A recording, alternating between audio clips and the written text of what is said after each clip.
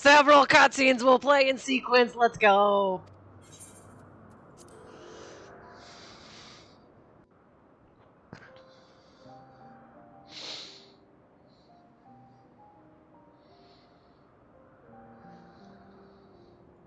So, it is within. The portal that brought you hither, and will take you home.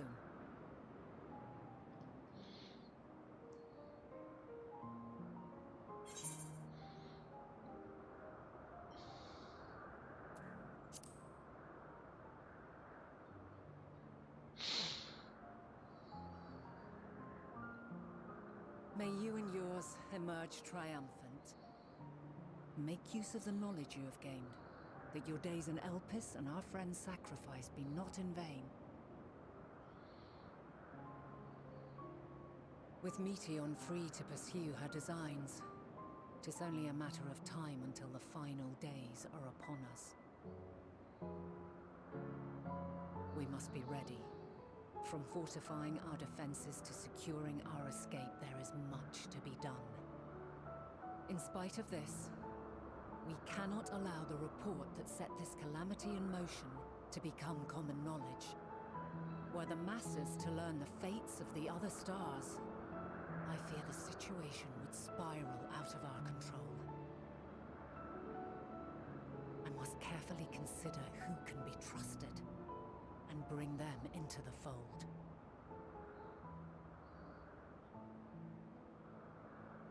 Ordinarily, I wouldn't hesitate to call upon the 14. However, it was the desire for a fair determination that drove Hermes to attempt to erase our memories. And were he made aware of his actions, there is no telling whether he would remain a friend or become a foe. Alternately, we might try to alienate him from the convocation. Yet in doing so, we would deprive ourselves of a brilliant mind who would be invaluable in the crises to come. Quite the dilemma. Which is why I must work independently of the convocation. Regardless of how we proceed, if we are to permanently avert the final days, we must be equal to Hermes' challenge. We must prove that mankind is worthy to exist. And this hinges, I think, on how we confront the all-consuming despair that accompanies a senseless and seemingly inevitable end. Bewildered and divided, we would perish like the peoples of those celestial ruins. We could not hope to survive the final days, much less take the battle to Meteon at her nest. We must find a way to defeat despair, to unite and prepare as many as possible for the struggle ahead.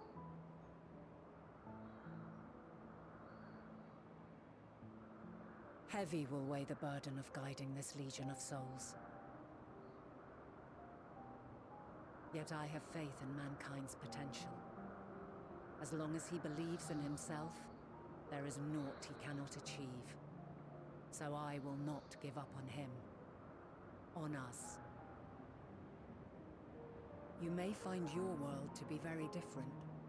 Or perhaps the erasure of our friend's memories has sown the seeds of a conjunction between us. We cannot know until the moment is at hand. So shall I strive to do my best, taking naught for granted as I walk my path.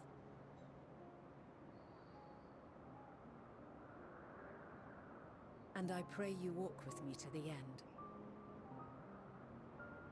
As you move forward, so too will I, as will all, resolved to fight for the morrow. And when mankind has found the strength to stand against despair, we shall silence the song of oblivion. Well, I'm glad that you and Kane like her. Our journey is far from over. This I promise.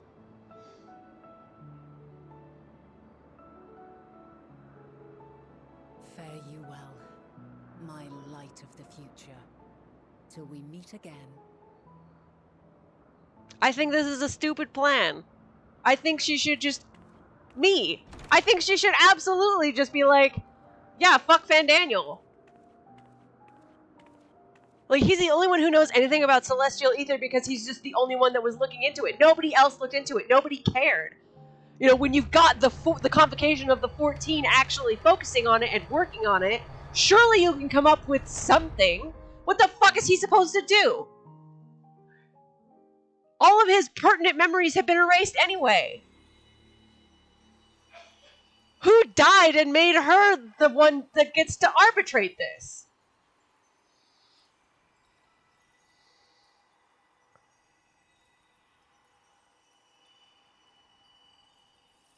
From this day forth, I shall strive to bring honor to the seat of Fandaniel.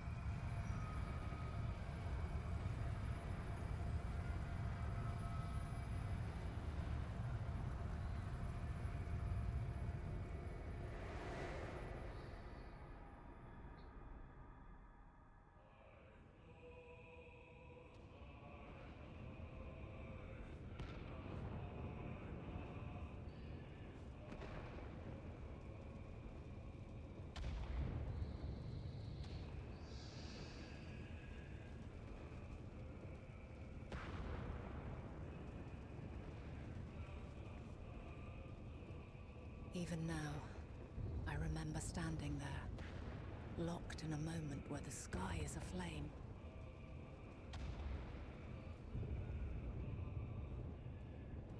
Where stars fall as tears, and screams darken the seas. And I said it earlier, before you were here, Ilya. Velo might not even have been here, but also, like, she's so arrogant, thinking that she's so important, she has to be the one to save mankind and save the world, and she's the only one who can benefit them. So that's why she has to forego the custom that literally everybody else follows, and she doesn't, you know, return to the star the way that everybody else does. The song of they who tried and failed to create a better world. The song of the end.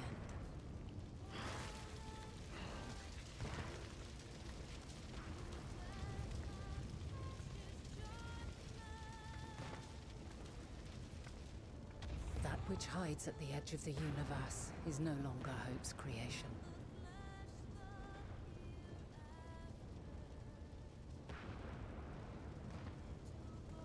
It is hopelessness incarnate.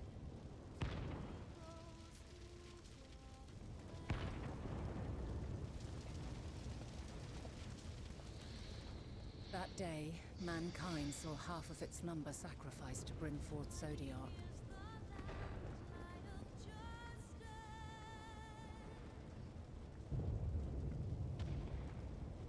And covering the star in a shroud of ether, we forestalled the final days.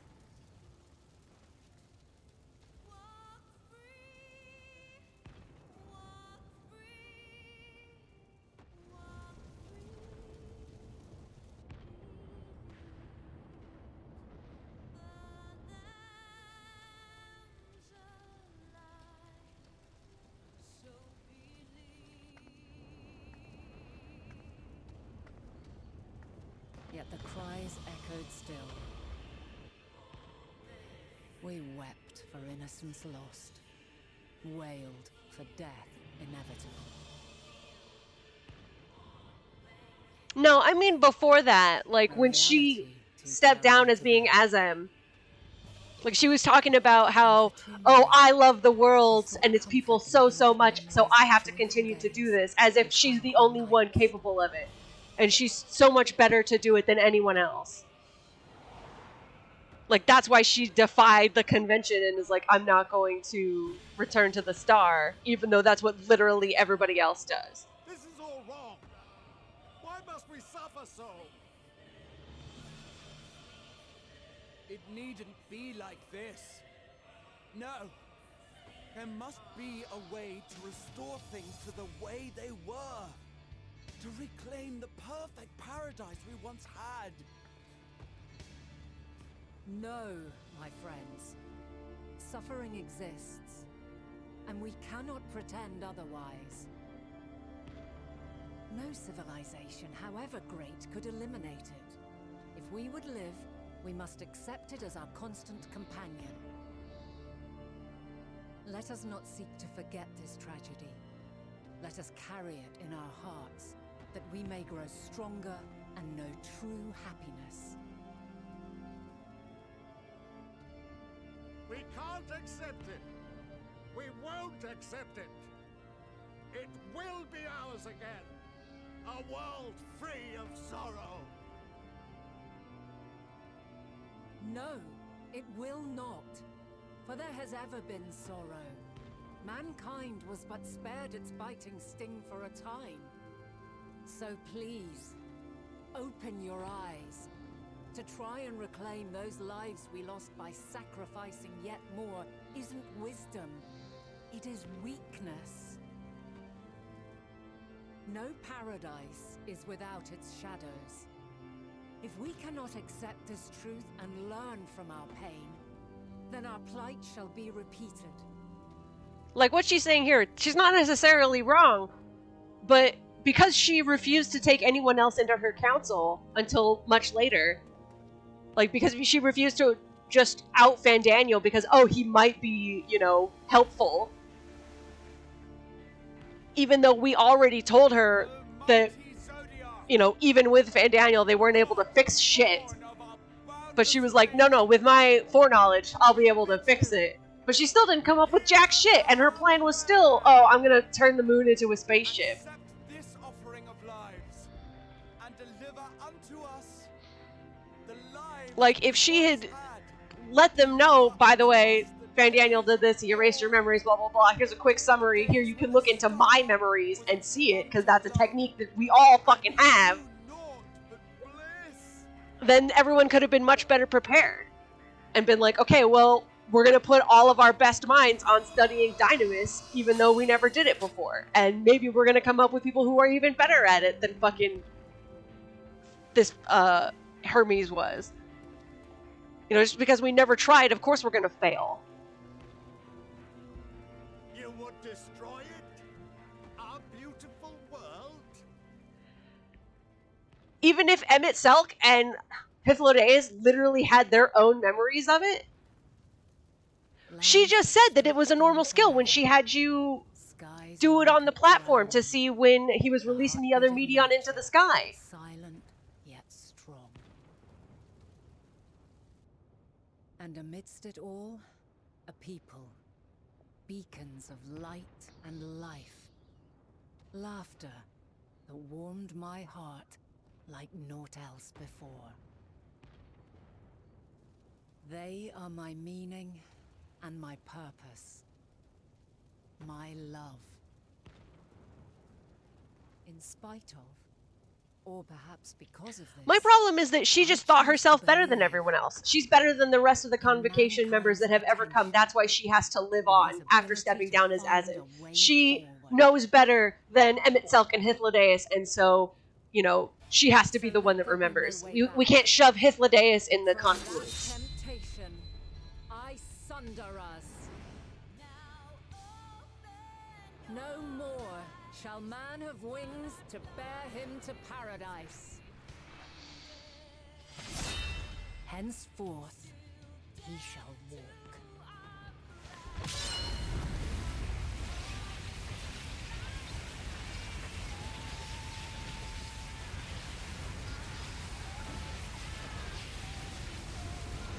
I don't think she made anything any better.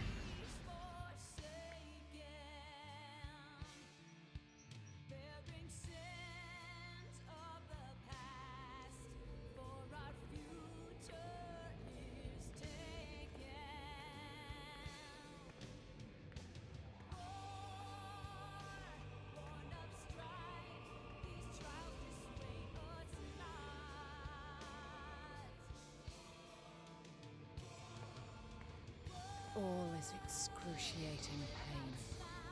I breathe fire and torment.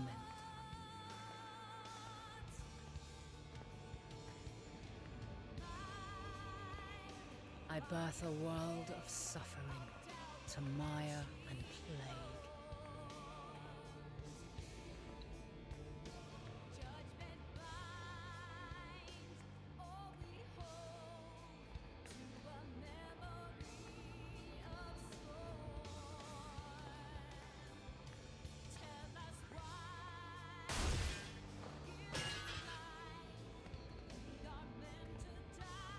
I don't think that's a fair conclusion to make, that the world would have just ended up as horribly as the others. Lives come and go, ever moving towards the unknown.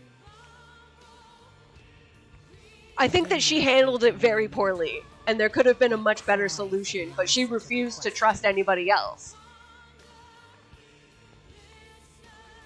Why, given life, are they meant to suffer, to die?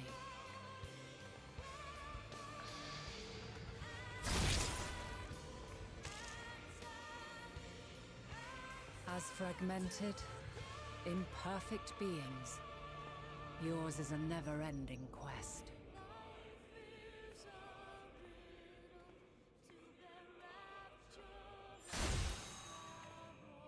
A quest to find your purpose, knowing your end is assured.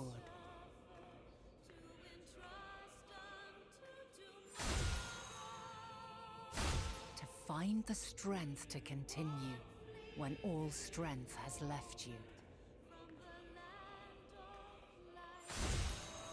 To find joy, even as darkness descends.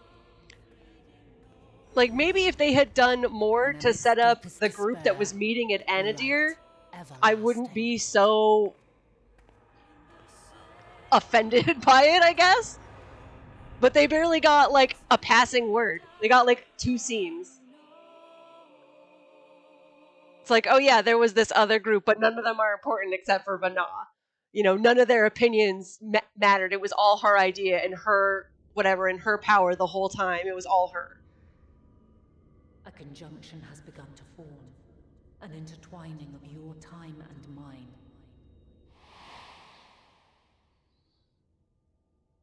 When you truly understand what is at stake, and your journey has prepared you to surmount the insurmountable, then shall I honor the promise made in another time, another age. I'm not saying I don't like the story. I'm saying that she, Minfilia, Reen, they're all just the weak link. Hydaelyn is the weak link of the story that really loses me. Like everyone else, I love it. I've been in tears many times, but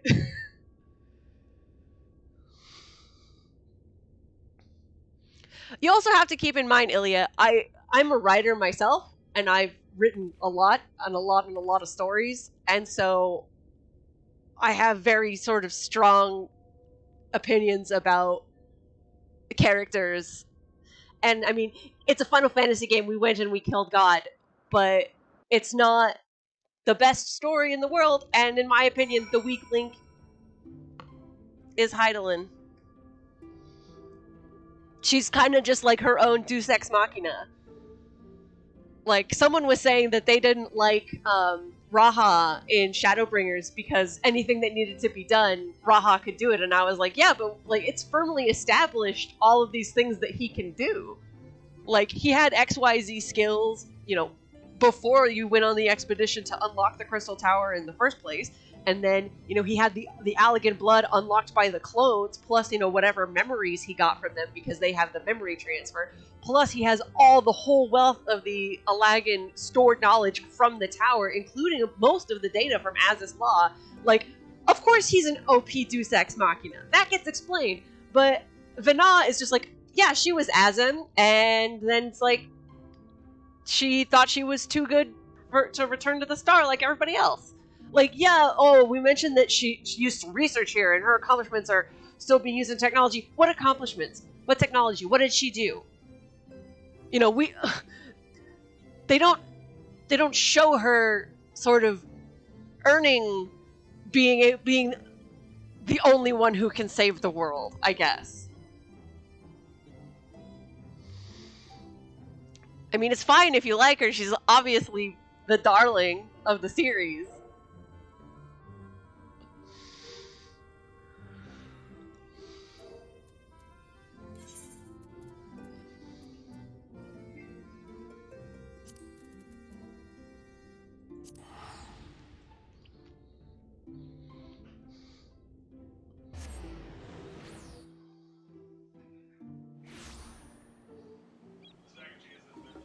Yeah, just toss it.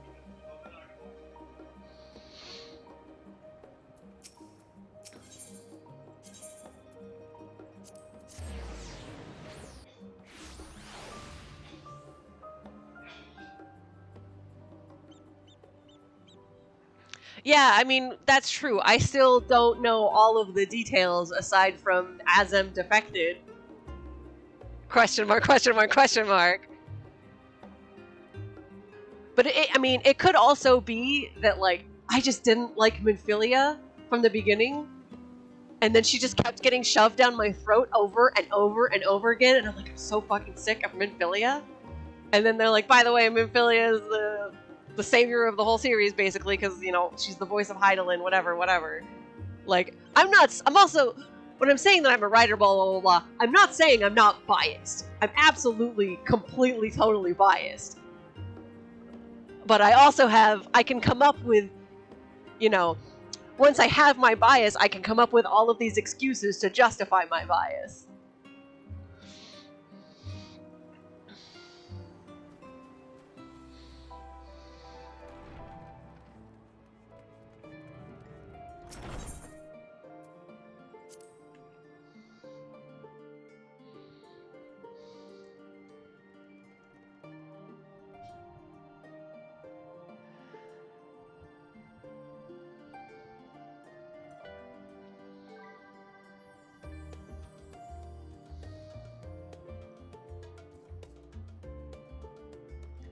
See, that's a good point. That, like, there's a much harder the cell of Hydaelyn or Vana couldn't tell them that, you know, Hermes did XYZ, you know, this happened with Medion, whatever. That the Convocation wouldn't believe it, wouldn't agree with her, wouldn't stand by her side, wouldn't fight or investigate. That they wouldn't believe her is so hard for me to believe. But when you say Vana, what she has learned and her takeaway from this is that if we continue to ignore all the suffering that affects everything but us, like, you know, the creatures that Hermes was crying over and all of that, and, you know, the other sort of systemic issues like that, then the society is eventually going to fail. We're just kicking the can down the road. I absolutely believe that they would be like, you're full of shit, we don't have to suffer, so we're just not going to. Like, they would have had to have had suffering shoved down their throats. But I think that could have been a second fight for a later date after they got rid of the impending apocalypse. Because I honestly think that the problem of Medion, you know, wanting to bring about despair and nihilism and just obliterate everything so that they could find peace in death, I believe that would have happened anyway. That eventually, like, if they had managed to destroy Medion and her sisters, like, with a snap right there, you know, 100, 200 years later, it just would have happened again. And it would have kept happening over and over and over again until the ancients learned that they had to live with some suffering and they had to, you know, experience that. But I think that is a separate problem from solving the initial, this apocalypse is happening this second.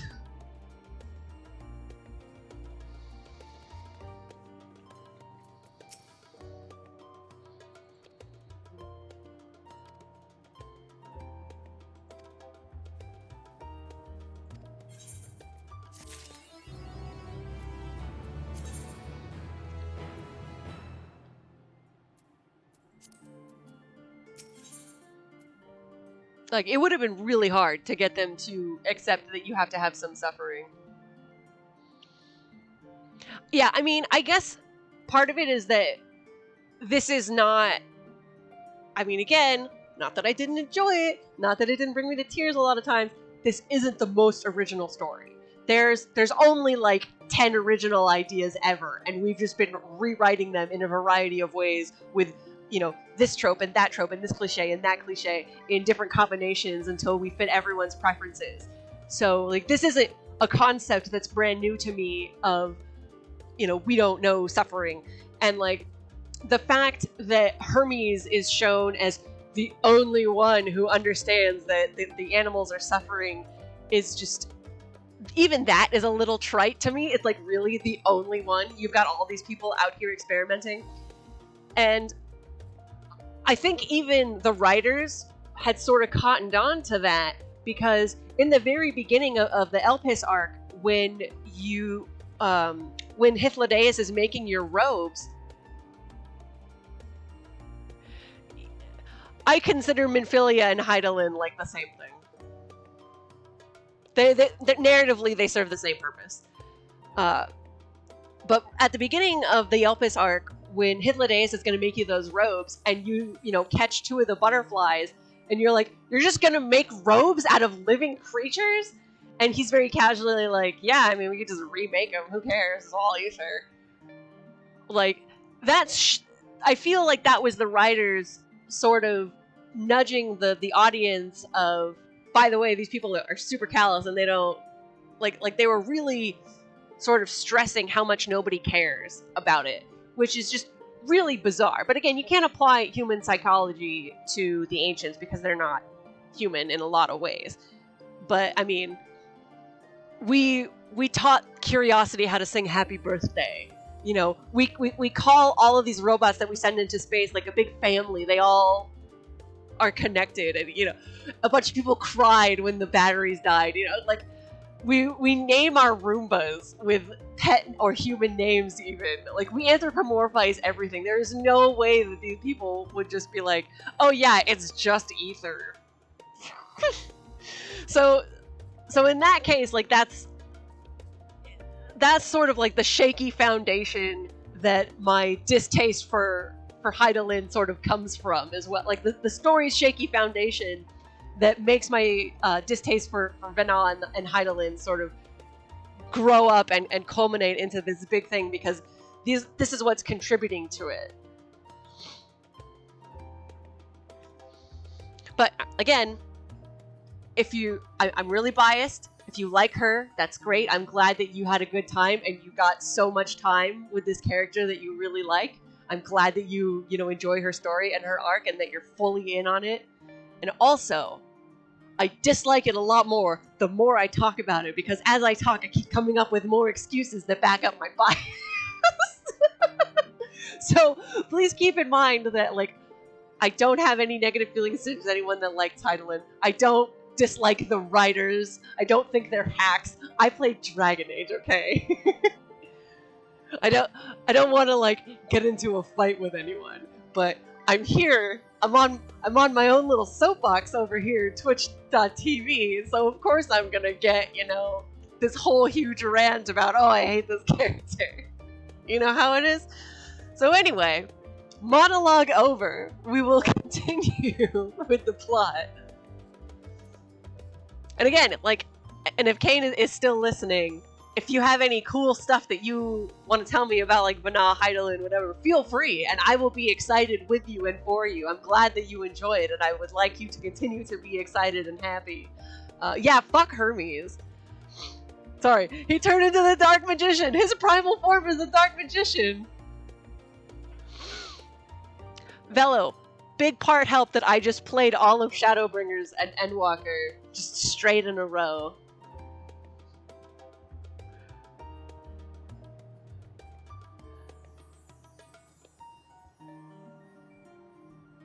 That Emmett Selk smirk is excellent. I love it.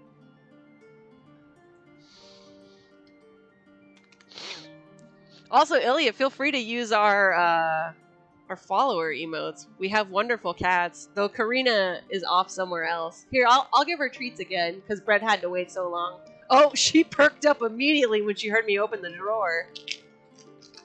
Mama.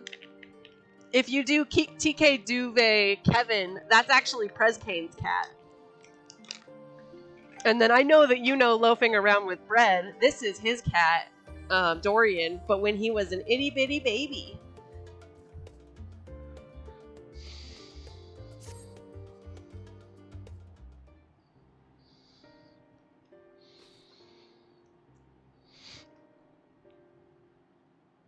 Oh no, that's too bad.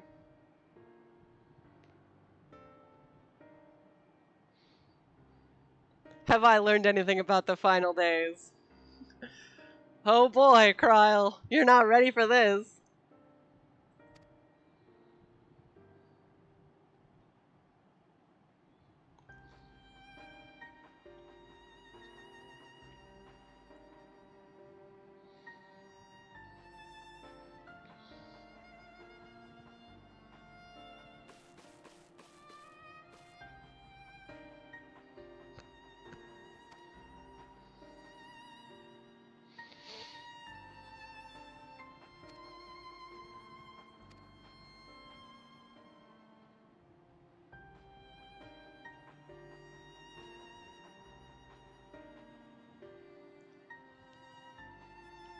Oh god, that is terrifying.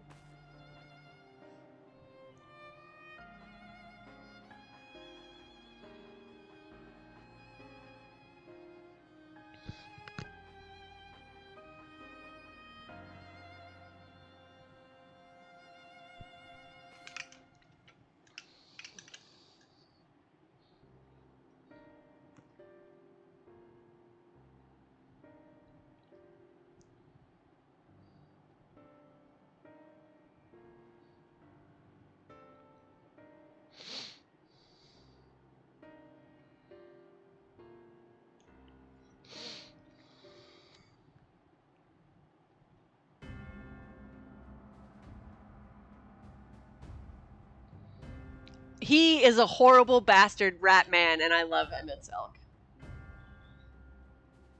But you also have to know something about me, and that's that I am a Sith if you take the fascism out.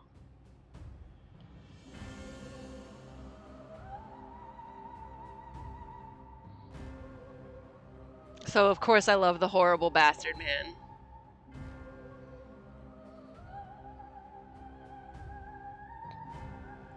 And I know that Kane and a lot of people super hate Elidibus, but when I saw Tiny Wee Moon Elidibus, I just cry. I can't handle Tiny Wee Moon Elidibus. He's my poor sweet son.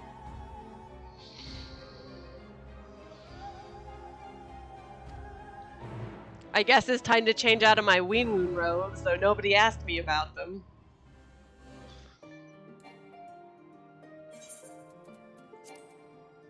Are you kidding me? I better be able to apply them outside. He wasn't around long, but he did take over Ardbert's body, and Ardbert is my sweet prince, as we know.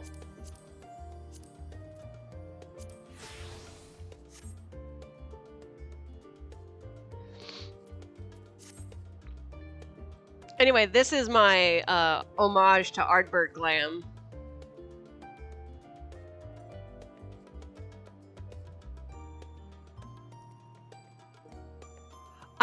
I really enjoyed that part of the Elidibus arc where you're just fighting all the other heroes. That's so good. It's so good. Where am I going? Broken Glass. Ilsabard.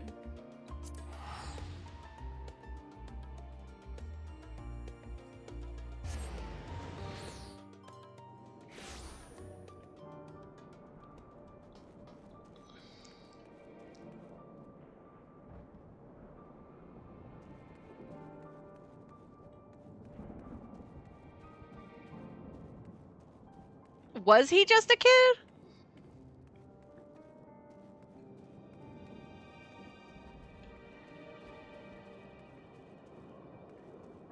Yeah, he was supposed to be Zodiark's heart. But then when the world was sundered, he got, like, separated.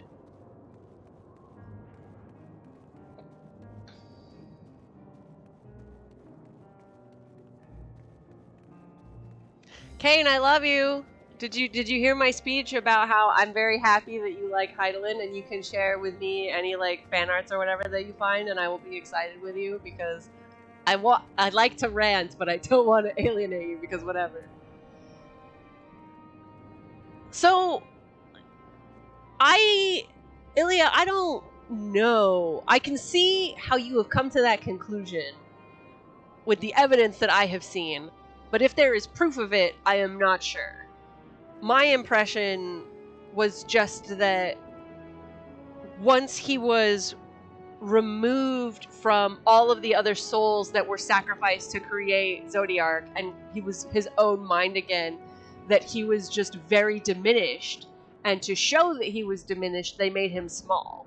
I did not get the sense that he was a child, just that he was small and very fragile. But if he was a child, like a literal child, I would absolutely believe that as well, based off of what I have seen.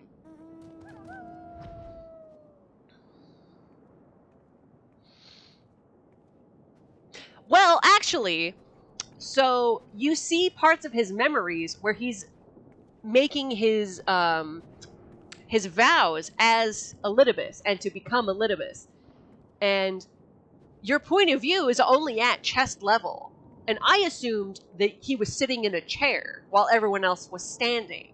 But if he was a child, that makes perfect sense. And also, why would he be making his vows with everyone standing and him sitting down? So in that sense, that makes more comprehensive sense.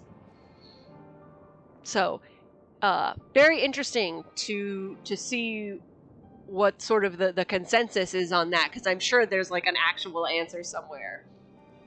I'll poke my other friends that play and see what they have to say about it. But like I said, when he took his vows, his point of view was down there at chest level, so that's some pretty good evidence right there.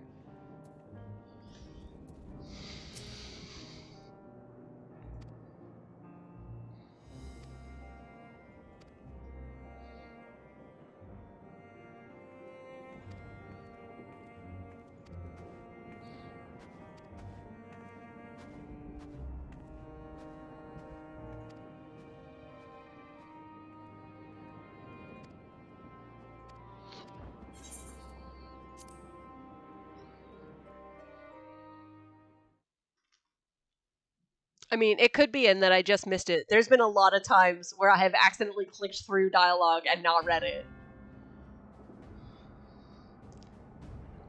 I was just working on the assumption that he was not a child, because it doesn't make sense to me that they would put in a child as the leader.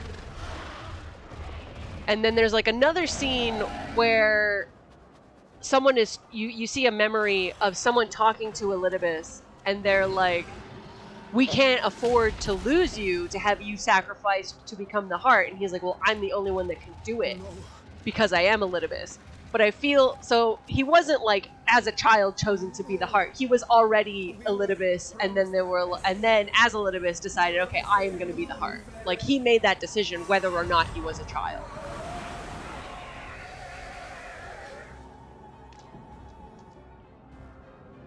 I shall not meet my final days here in this blasted waste. Calm yourselves. Your panic is our greatest enemy. Shut up, Dad. Come, we must build a line of defense. You're a terrible general, Dad.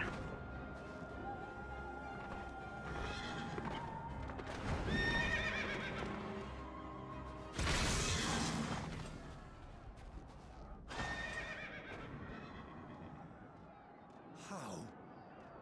Well, we know he was a Leave the sage. fighting to us, Father. You must lead the people to safety.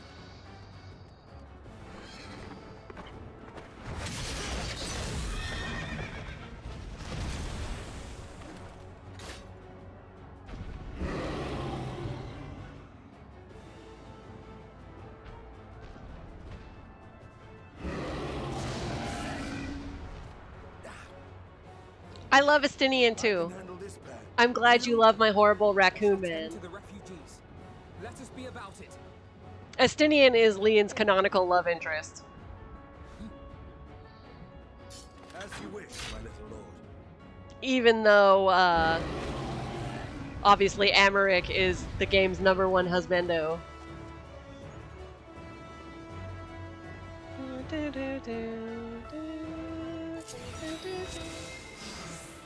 Oh, ooh, Our commander beats attention.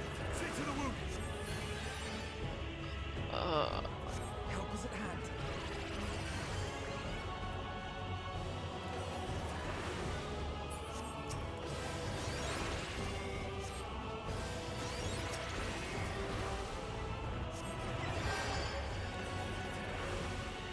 that's the one I want. Look, I don't know these icons on sight like I do all the other classes they've made me play.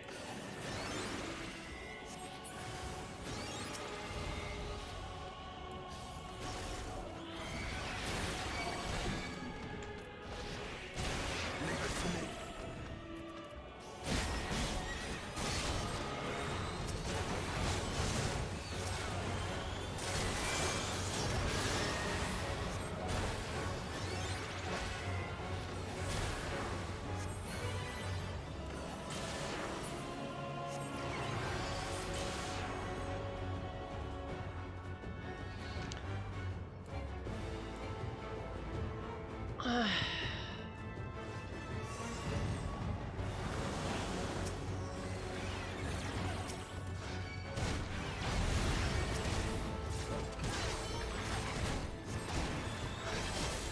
who can stand, come with me.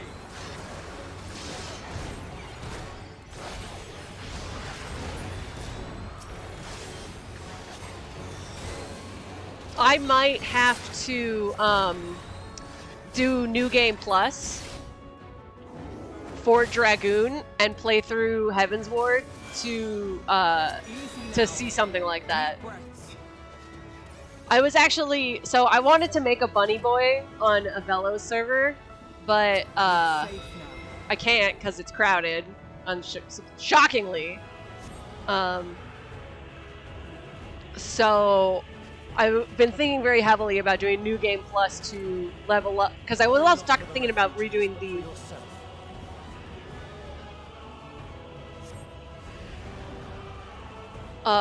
ARR again, just to I have a refresher now that I've done all of the all of this part, because suddenly it seems, you know, actually important, unlike when I did it the first time and skipped all the cutscenes. Like, I want more context now that I understand all the shit with the Athians. So then I was thinking about doing New Game Plus. Like, I mean, they included it, might as well use it, right?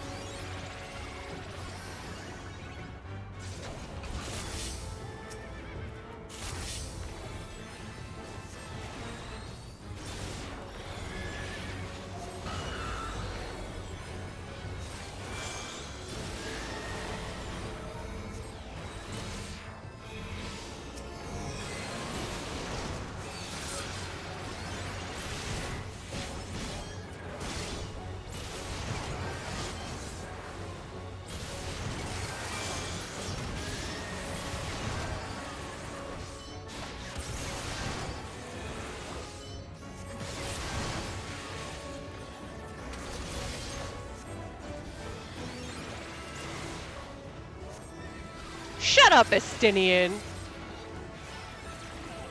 Give me that starting to get the hang of it. Ugh, how dare you.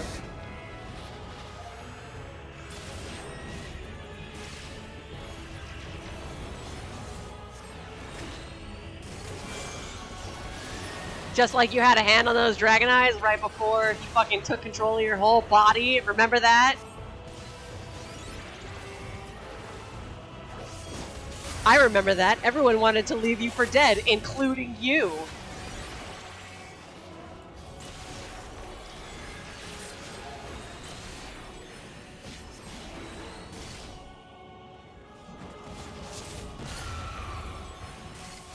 Ow, my face.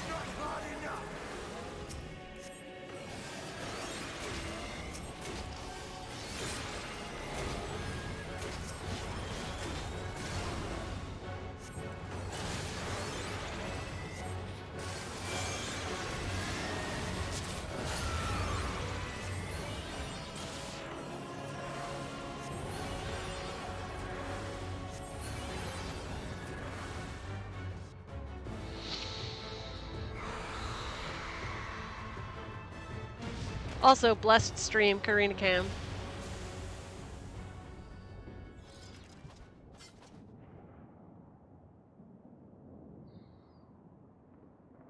God, those gloves are so dumb. Mom, what were you thinking? Someone, please! What? Wow, that thing's horrible. I hate that.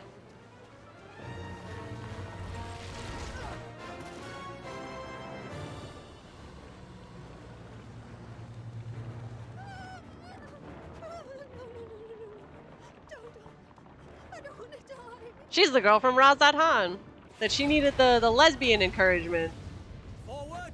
Let not a single fiend escape! Gillis! My boy! I love Lena. She's my baby. She's my granddaughter-in-law. Wait, that's... Euless and the army. So, you've recovered then? In time enough to be of aid. For once. God, also, imagine what it had to be like for Euless to kill his tempered family and then learn that there was a cure. I still can't get over that. For now, we must fight!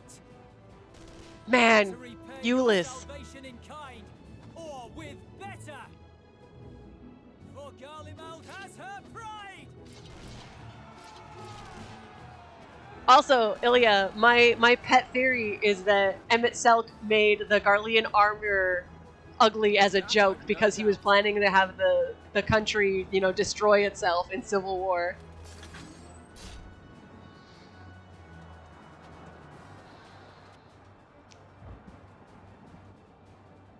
The gods of all possible saviors, the Imperial Army. But yeah, also Lena is my sweet princess.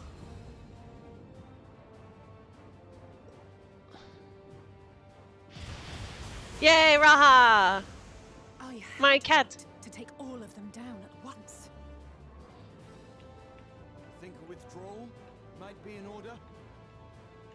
Oh, sod that. You know who would never abandon these people to their fate. Right? He absolutely made it ugly on purpose as a joke. That'd be beyond cruel. These beasts must fall here and now. Well then, I'd say it's high time we threw caution to the winds. So long as you spare me the heroic sacrifices. Now, let's go!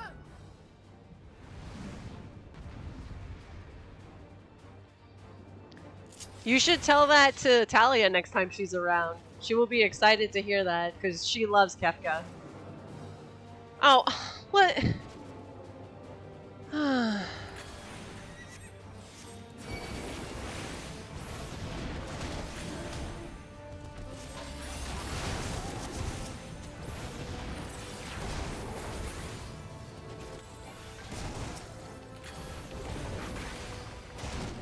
Right? Just give me my own red mage bars. I have the skills all set up where I want them.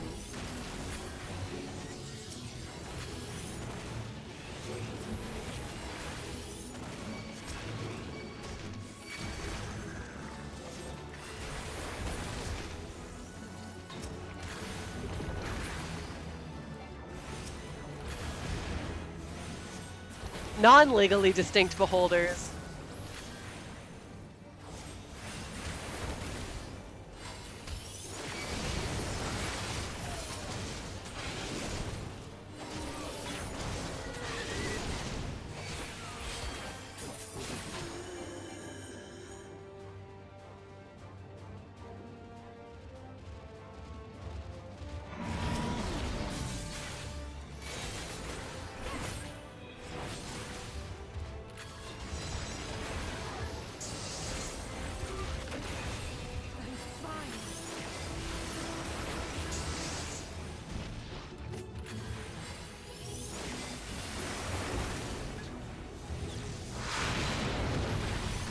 Mr. Tia, sir.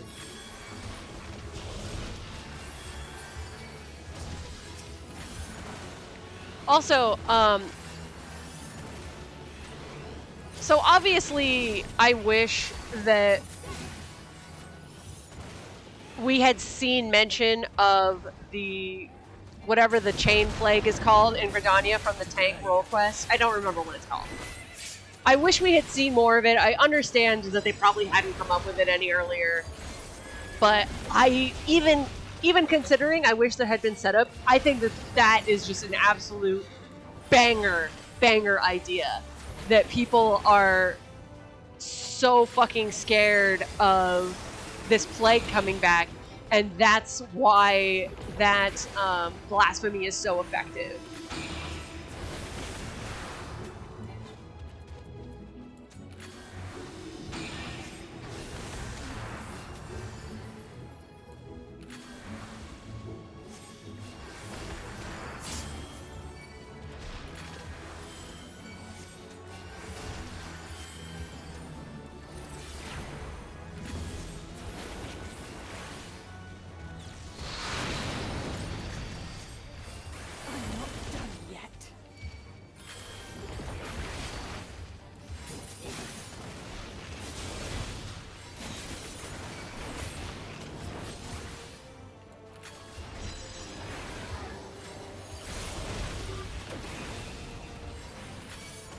Can I get some cures over here? Raha, thank you. Thank you, my child.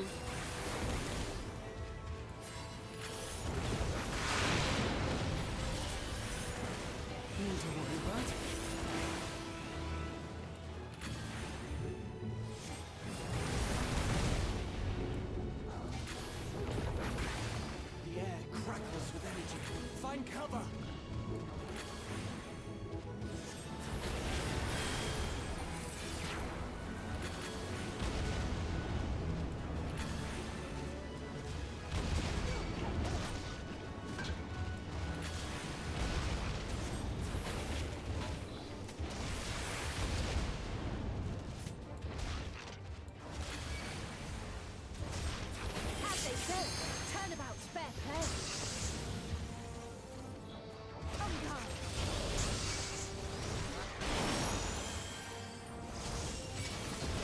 Right? Good boy. When he took control at Razad Han after Ahimon died, I was just like, oh, the Exarch is back! The Exarch is back, my child! My beautiful cat. It was so good. It was so good. There's not the barest trace of ether. Maybe there really is no way to bring them back.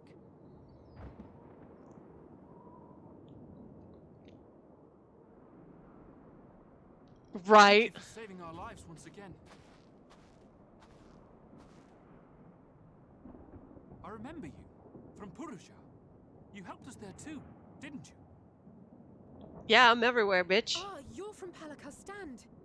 I'm glad you're still in one piece.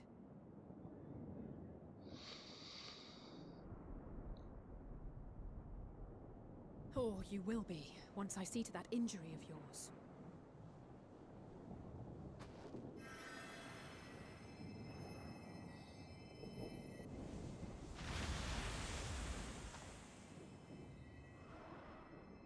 Look out!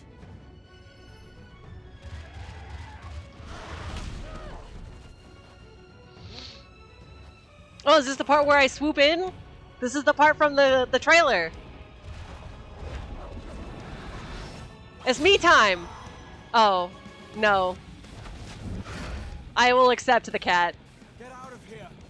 Quickly!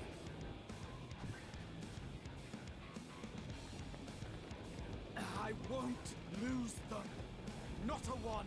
This will be a brighter future! Yeah, Raha! To Madman's apocalypse ruin everything we've fought to achieve! Yeah, my cat, let's go!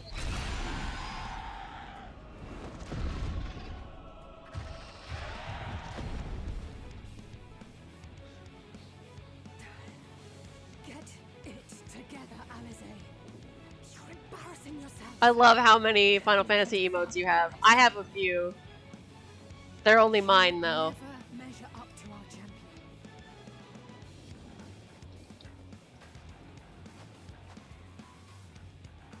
But we ask too much of her as it is.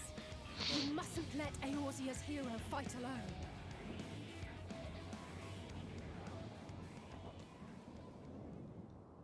What's up, demons? It's me, your boy!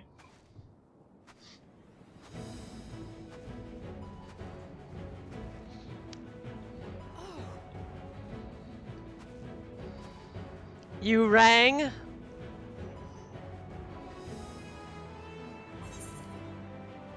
Oh, Ilya, so Leon's hair used to have blonde highlights, like very, very orangey.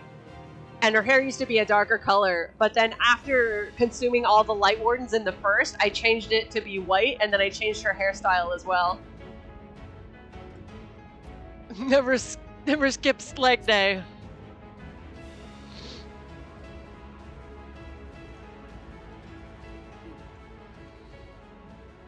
I can look after myself. Also, I gotta say, I was really mad. So when Stola said that line to the forum about we Scions will fight until our last breath, Everything's in order? they should have just used the same line from the trailer, because she obviously redid the line and it wasn't as good. Me and Raha have the same sword. Come on! Let's go! Me and my cat!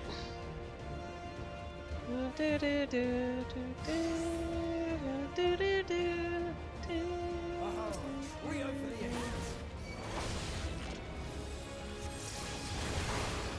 Yeah, when I saw that Trust Raha used the Palace Sword, I was so excited.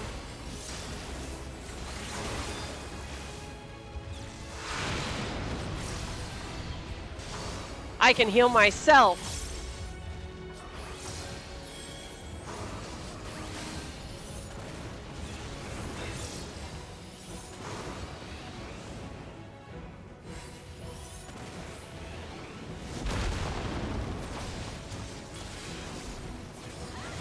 Just the beginning.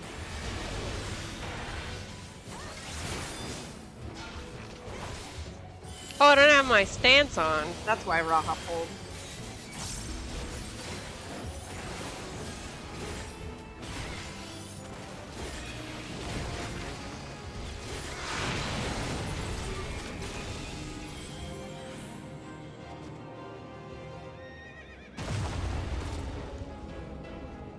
Hey, Estinian's here. What's up?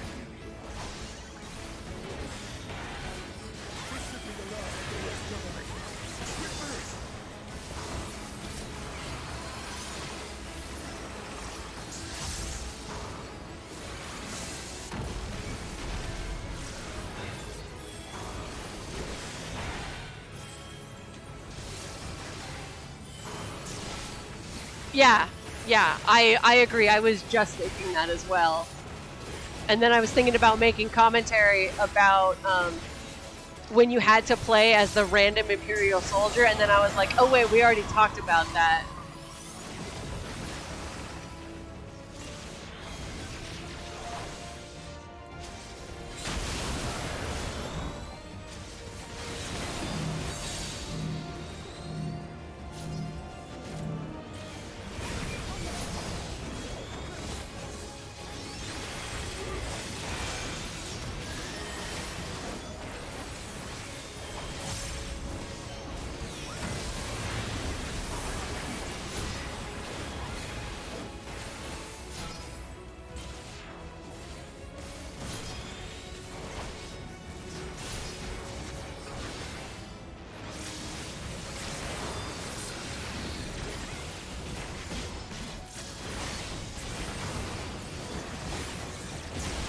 So far, I still think I have shed the most tears over Artbert and Seto. It's a tough call.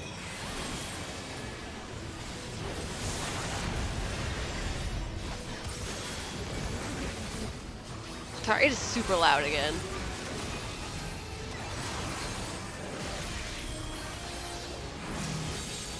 Conveniently, I have a volume dial, like, on my headset.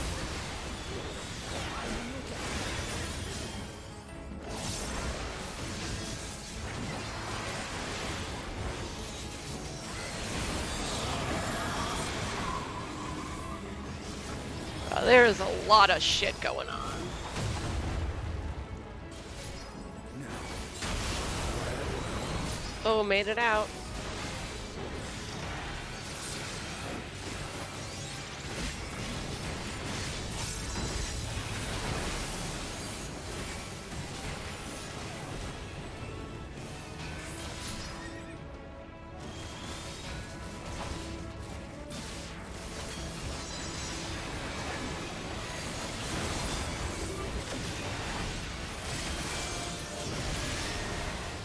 Woo, we did it.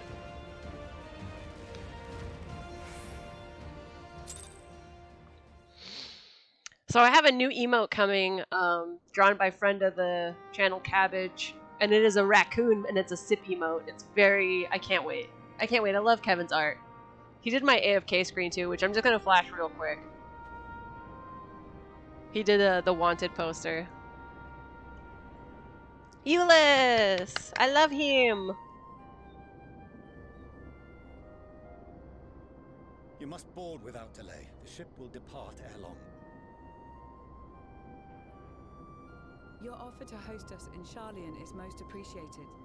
But will the final days not soon fall upon it as well? Your hesitation is not unwarranted.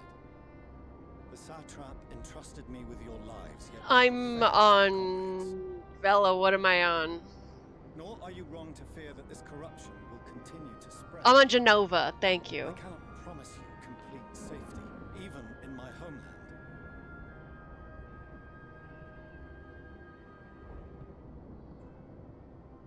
What I can promise is that I will do all in my power to protect you.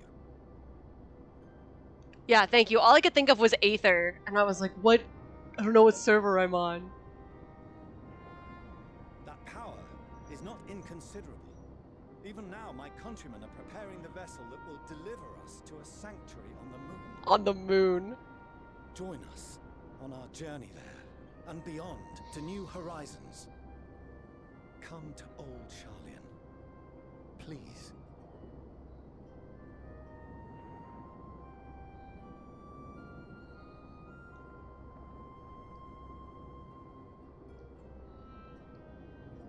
We would be fools to refuse such a generous offer made in earnest.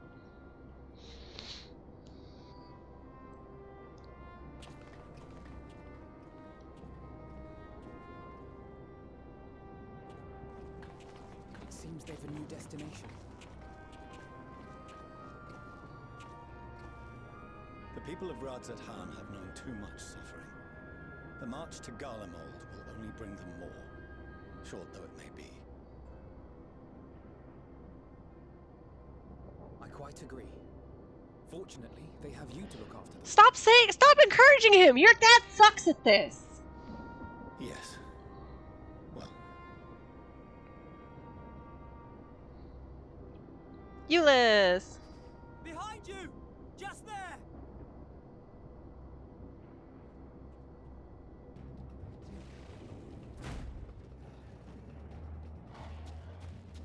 We're low-key planning to do some Palace and Heaven runs, which would be super fun with 4.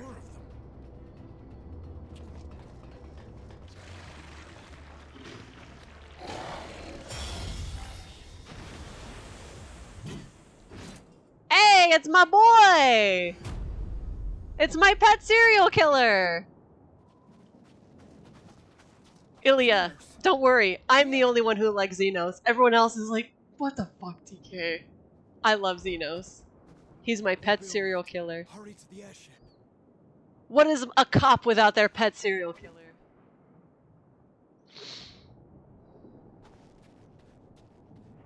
I love Xenos. He's fucking crazy.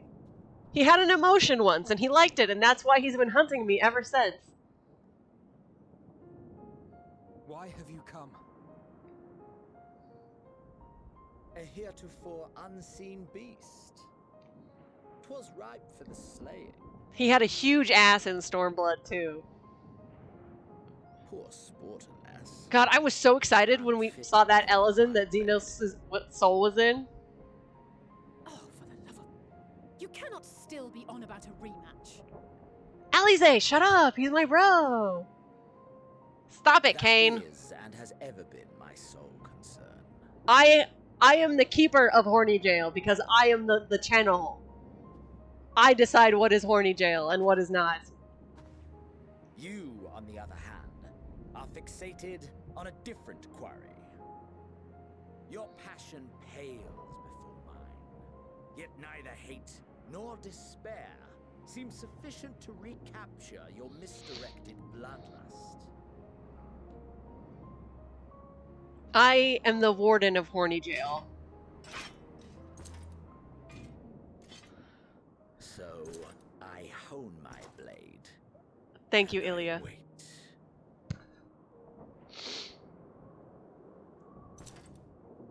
That's it. That's all you care about. Ooh, sorry, Euless. It's a bad day for you.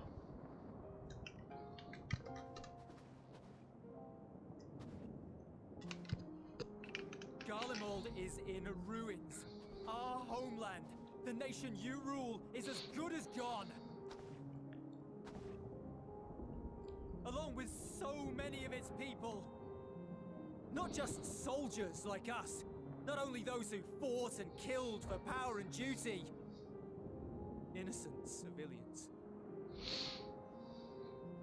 I miss Xenos' golf bag of swords. Murdered by their own flesh and blood. Oh, Euless, Lost don't and confused as don't they turn into a breathed blasphemy, their sir. last. While we who survived with our lives and minds intact were left to freeze to death. Euless, sir? Euless? The Eorzeans tell me all this was your doing. You slaughtered your countrymen. You did. For what? For nothing in the end. So much wasted effort. I'm shocked that he actually replied to that guy. You bastard! He's like, yeah, I'm adopted. It's kind of part of the course. It will serve no one should it consume you and see you transformed.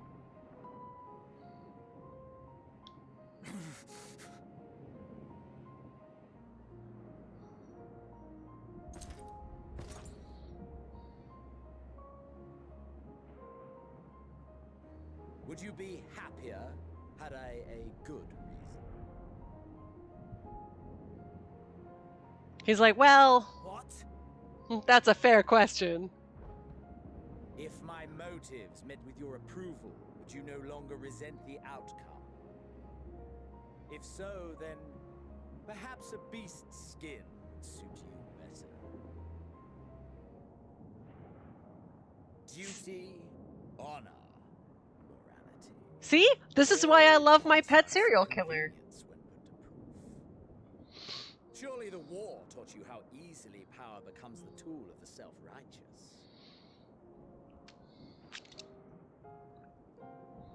How the people's justice was merely a means to their ends?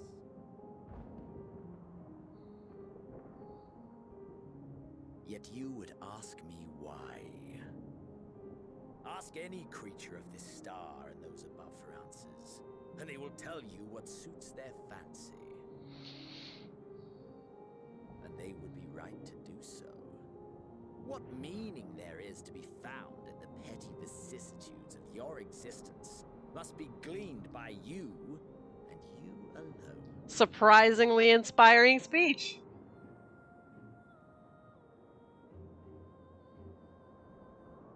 Should you seek it in battle in the fruitless pursuit of my demise, then come. Assume your rightful place as a notch on my blade.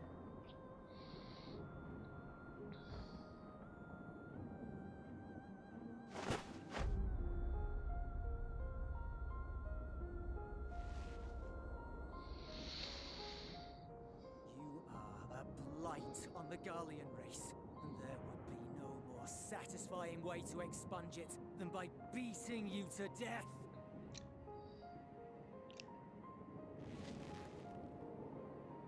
But I will not be party to another tragedy. I refuse to lose anyone else because of you. Right?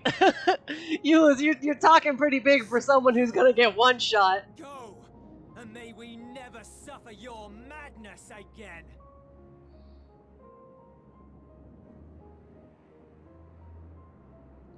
That's what Xenos is thinking, talking pretty big for someone who's gonna get one shot. Xenos! Alize, don't talk to him. He doesn't care about anyone but me. Perhaps you found meaning in living this way. I cannot deny you found strength.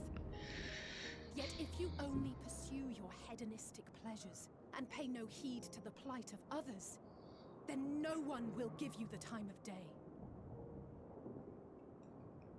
You will never get what you want, not even the battle you pine for so dearly.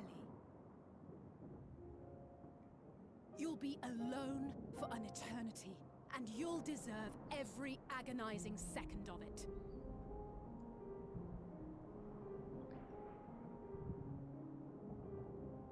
I still love Emmett Selk's burn to Heidelin of now you get to live for eternity shouldering the weight of the burden as the last one. That was so good. That was such a good fuck you.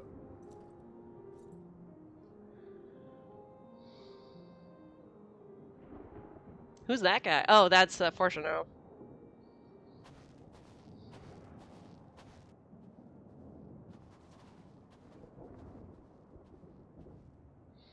We're ready to depart. The refugee ships will be leaving shortly. No one cares I've about asked you, mine Dad. to remain for the time being. There's room enough for you to join me on it, if you wish. I'll just take the Aetherite back.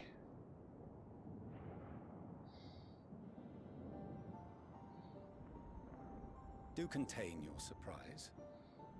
I needn't agree with the Scion's methods or intentions to acknowledge that their deeds are deserving of gratitude. We appreciate the offer. But might I ask why you are delaying your departure? I presume it is not solely for our benefit. I must visit Garlemald ere we return to Sharlayan. Having caused such an uproar, it is only meet that I explain myself to the Ilzabard contingent. Yeah. Dumbass.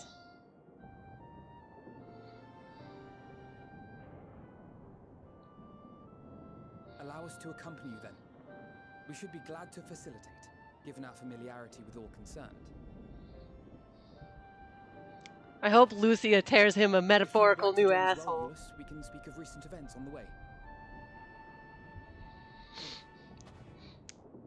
No one knows I went to the Primordial Past yet. I can't wait to see that bombshell dropped. He'll be after your seat on the forum next. Ha ha ha ha. Nice one, Estinian.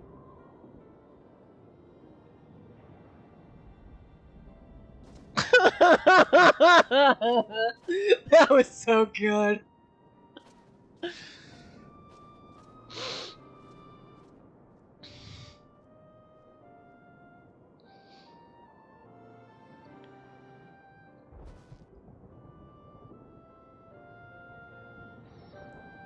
Estinian just snatched his wig right off.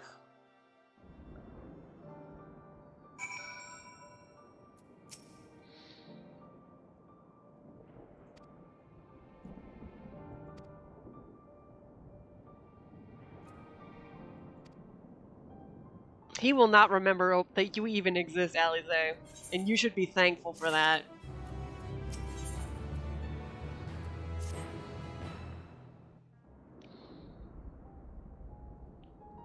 No major injuries then. Good. I briefed the recovered soldiers and sent them on their way as quickly as I could, but nevertheless feared they would not make it in time.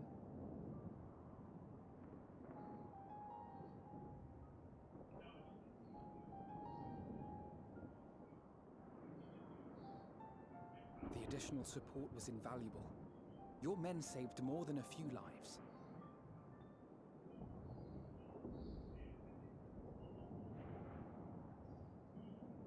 Though not all, I regret to say.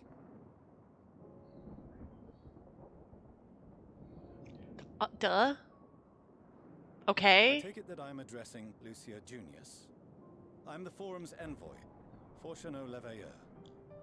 She's like, oh, the asshole! I've heard of Owed you. an explanation for these Don't worry, your name is explanation enough, sir.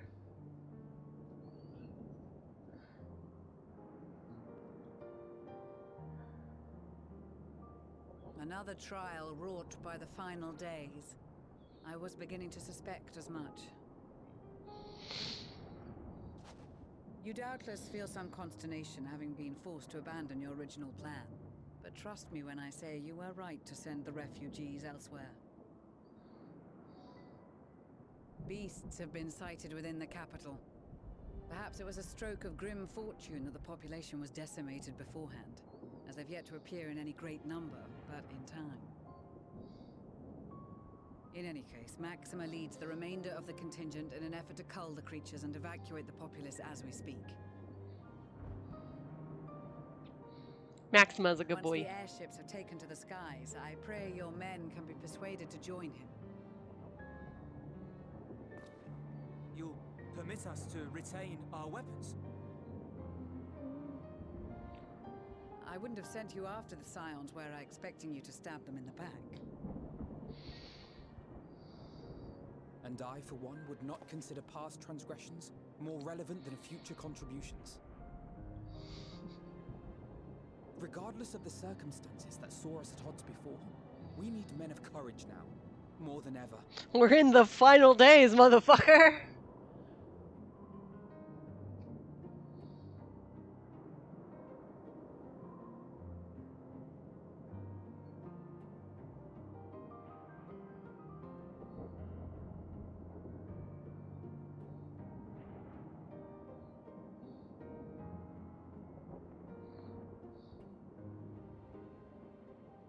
We swore to defend Garlemald, and so we shall.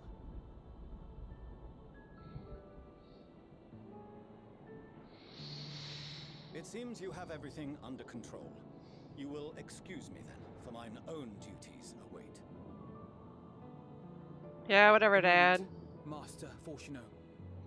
Oh. You did desire to express your appreciation for services rendered, did you not? This garbage man. I did.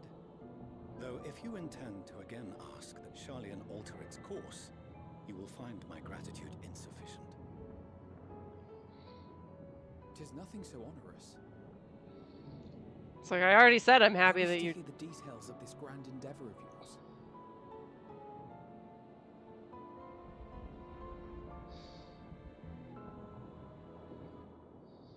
Do you swear to listen and to learn, and not to embark upon some scheme to impede us? How many times does he have to say he supports your fucking plan of letting people evacuate? I swear.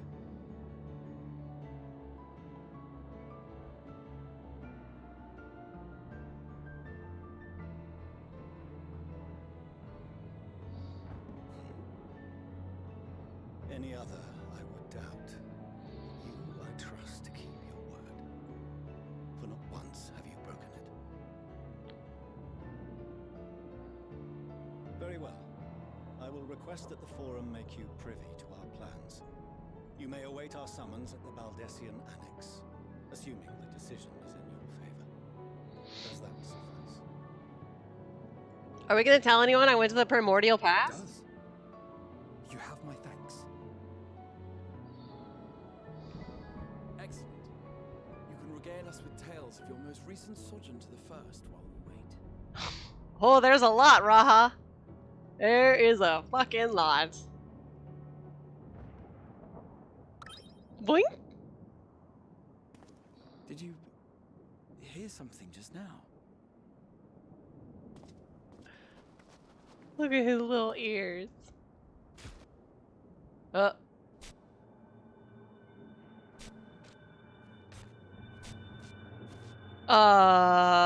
That's not good.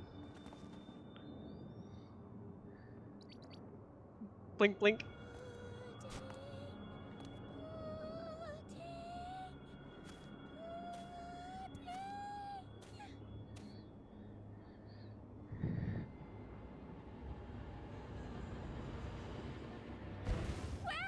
Where is this star's blasted pudding? I love Pudding Way. She's adorable. They're all adorable.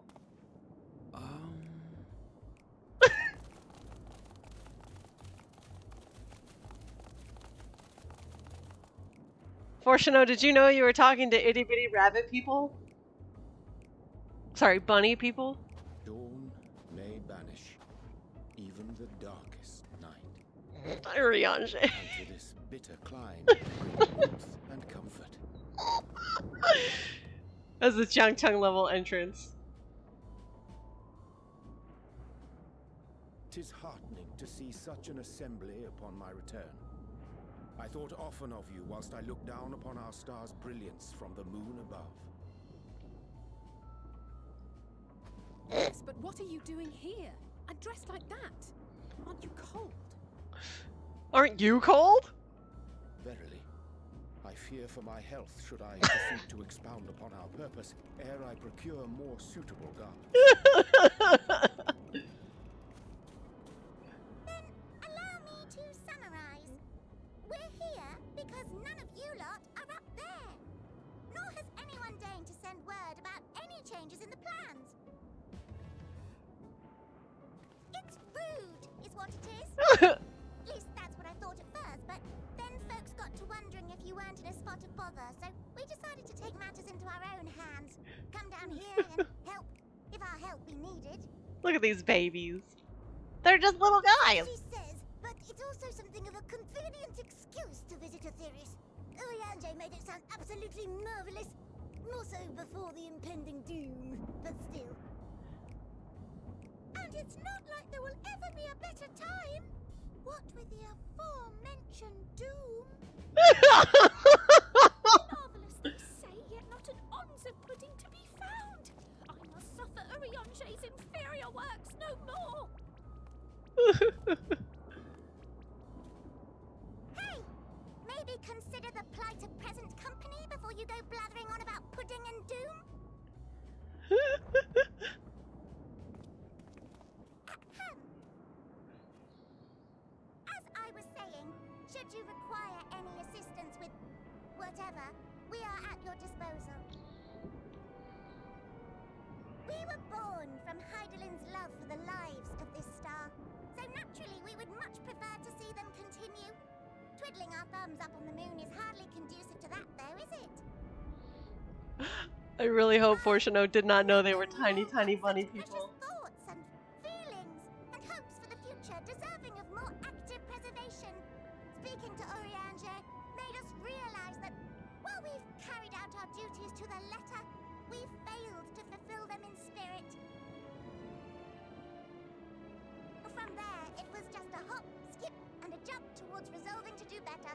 So please, show us how. Help us help you. Still, nobody knows I went to the primordial past. Forgive me, but are they? Thy distant collaborators. Hail, fellow, well met. You'd be a member of the forum, would you? It's an honor and a pleasure to meet Look you at his both. fucking face. He deserves this. I'm Livingway, Heidelin's right paw. That last bit is very important. As am I, if I may humbly say so myself. I bid you welcome. On behalf of the Forum, I thank you for traveling such a distance to meet us. As you have surmised, preparations for the Exodus have not proceeded as smoothly as we had hoped. I should be happy to personally escort you to our headquarters in Charlian, where you may advise us as you deem fit.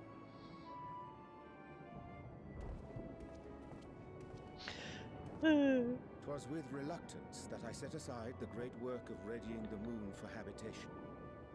Be assured that I did so only after the Loperids made plain their earnest desire to come hither, and I myself felt a growing certainty that their contributions here would prove invaluable. Justinian's like, you know how some days you're like, this might as well happen. I followed my heart.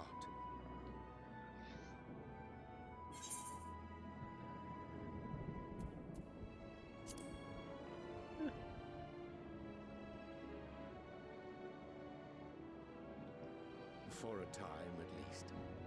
Nevertheless, 'twas worth the journey to find present company well. Okay, still, Wilt thou how attend us long at are the we gonna forum talk and lend thine own wisdom? before we tell them that I went to the primordial past? Because I feel like that's really If that's not important. quite settled, can we start moving before Urianger catches his death?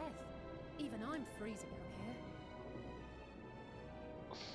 Oh, I dare say you'll warm up quickly once you're aboard the airship. Sat shoulder to shoulder with our fur-covered friends. I love how his ears just went straight up when he heard them.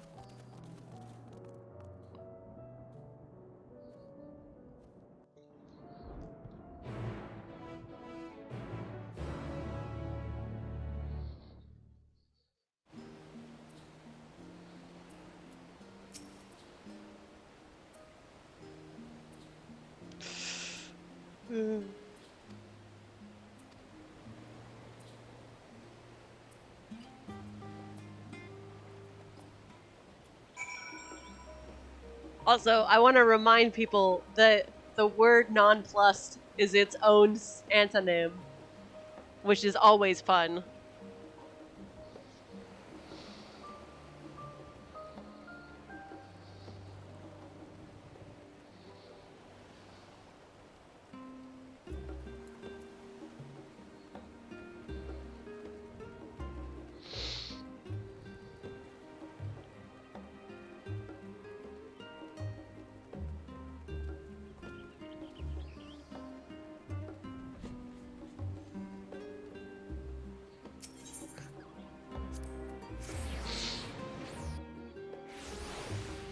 Mama, you're not allowed to bathe on stream. That's a TOS violation.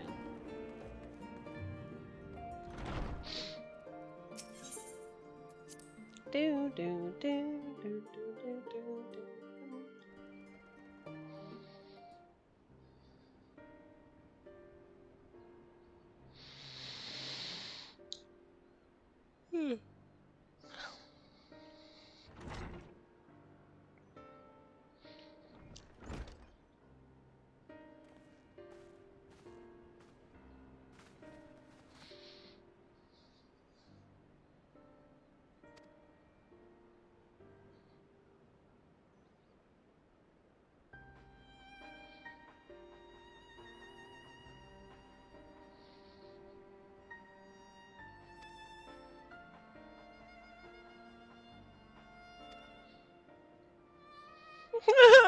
Well, I went to the primordial past.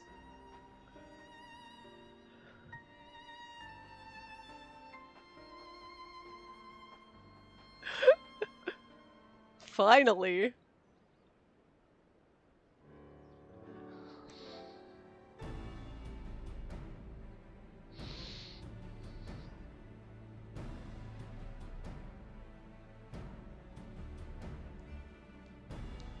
Right.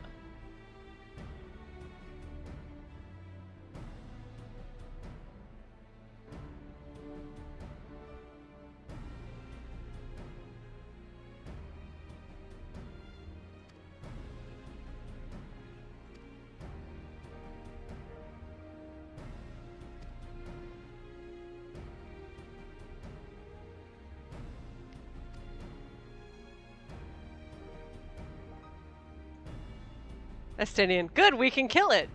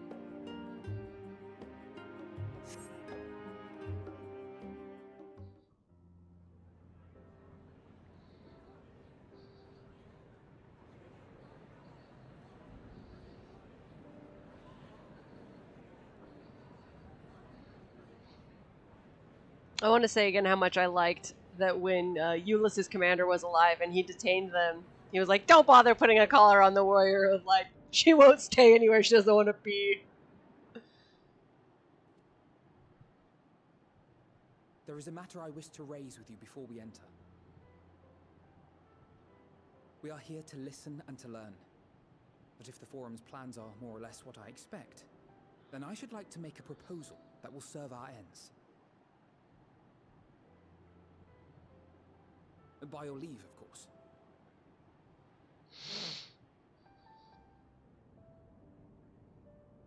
I don't see why not. Your words and wits have gotten us this far. Agreed. I will present our queries so that you may consider the most advantageous way to advance your proposal without distraction. Thank you, everyone. If I may have your attention, the ad hoc session will now commence. The purpose of today's assembly is to brief the Scions of the Seventh Dawn at their request on the Great Exodus.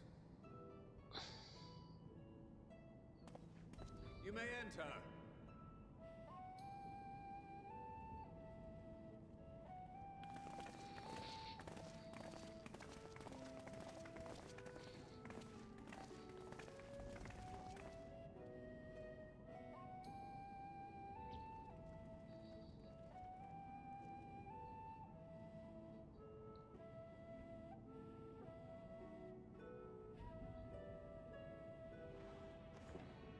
On behalf of the Forum, I commend your heroic actions on the Magna Glaciers. We shall not soon forget your service to us and the people of Radzat-Han. The Satrap, whom we have informed of the refugees' new arrangements, sings your praises as well. Yeah, dragons like As an us. expression of our gratitude, we will endeavor to answer your questions as fully and openly as we are able. Then let us begin. Hey, baby girl. First, it is the Forum's objective to ferry the life and knowledge of this star to the moon. Am I correct? To the moon. You are. It is for this purpose The moon. Sharlayan has labored these many long years. We have collected biological samples and scientific records from across the star. When the time comes, they will be moved from their places in Labyrinthos and Numenor and conveyed to safety. Is now not the time? Once that critical task I feel like has been now's the accomplished, time. we will begin transporting the Sharlayan citizenry, which has been categorized into groups. The earliest arrivals are to ensure hospitable environs for those who come after. Following our people, we will send those of other nations in turn, beginning with our allies. Radzat Han was foremost among these. But since the final days have already come to Thavnair, we saw fit to include the refugees with earlier groupings. An ambitious plan. You have accounted for the safety of all nations and tribes, then? As many as we can. And how, pray tell, do you decide who to leave behind? To journey beyond the sky is an unprecedented and immeasurably difficult endeavor. Introducing sources of inevitable conflict would condemn all to certain death.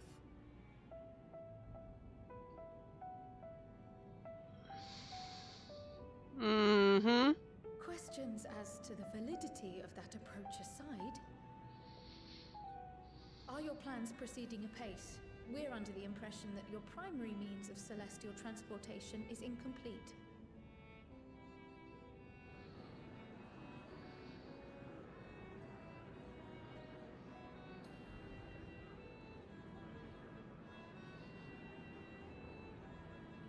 If only in that it does not meet our optimal parameters, that is correct. This Ark, as some have taken to calling it, is fully operational and could be launched even today. However, the final days have progressed more quickly than we anticipated. At present, the ship is incapable of attaining speeds sufficient to meet our evacuation targets. Should we put the vessel into service, as it is now, we will be unable to travel to the moon and back quickly enough to complete the necessary number of trips. Right. Estinian is so done. He's like, did I have to come? I shouldn't have come. Where's a window? Is there anything to be done? The ether burner, the primary means of propulsion once the craft is in the space between stars, is undergoing testing to determine whether it can be made more efficient. Though cargo is being loaded for the initial phase of the Exodus, we are prepared to continue our experimentation up to the day before launch, should it prove necessary.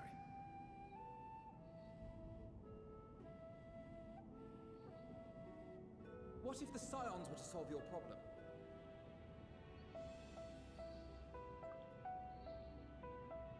We shall help devise a means to improve the ether burner's efficiency on 2 conditions. If we succeed, you must allow us to meet with Hydaelyn.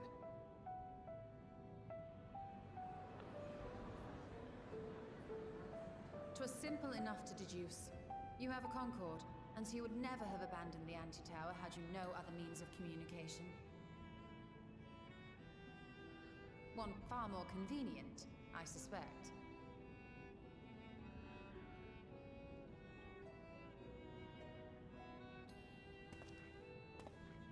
The second condition, also to be met upon our success, is that we be permitted to propose another use for your Ark.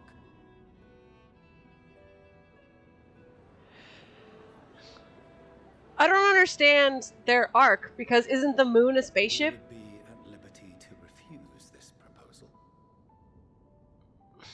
Of course. If we cannot prove its merit to the 99 here, who are we to stake on it the lives of all peoples of this star? I thought they just had to get to the moon. I don't understand why they have to make a ship that can go between stars. Delightful as always, Master Alfino.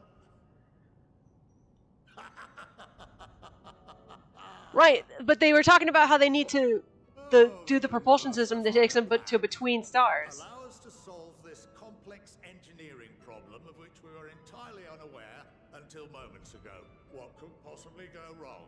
The satire writes itself.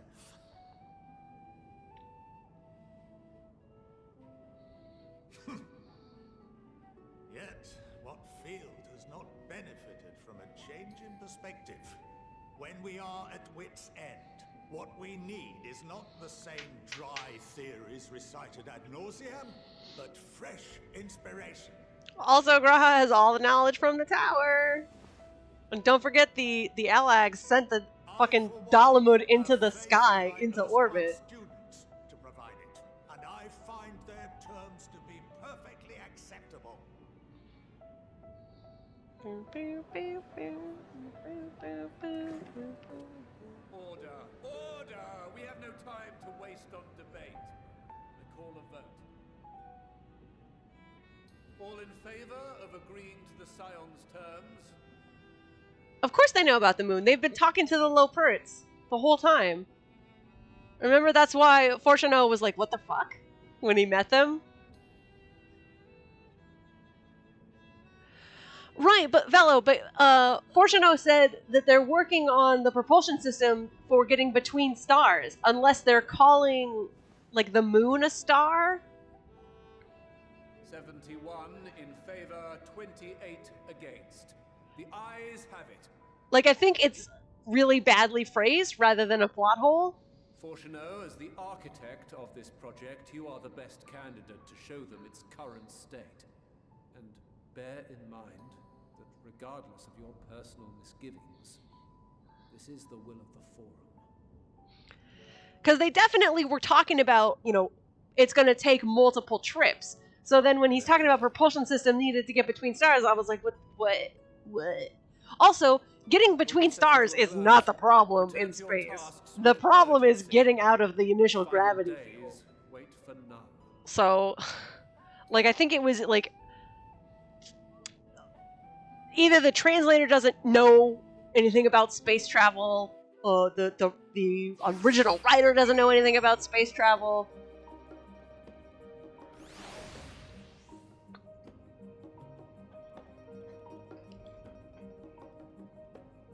Yeah, I think it's just a mistake somewhere along the line.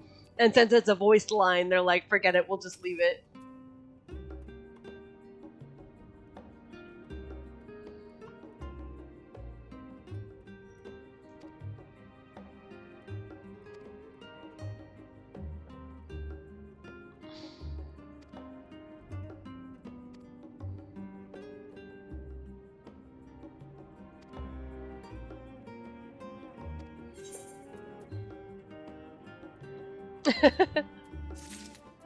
That's usually a good idea, Velo.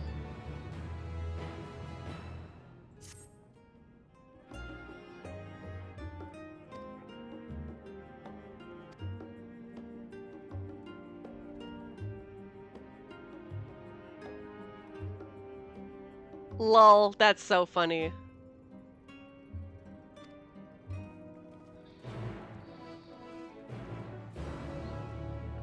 So when I hit 90, I'm gonna take a brief detour in order to finish off the role quest. But otherwise, it is a full speed ahead on the good ship main MSQ.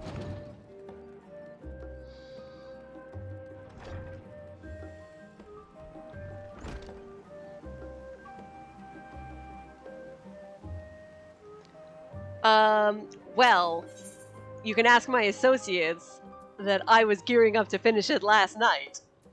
And then that changed for obvious reasons.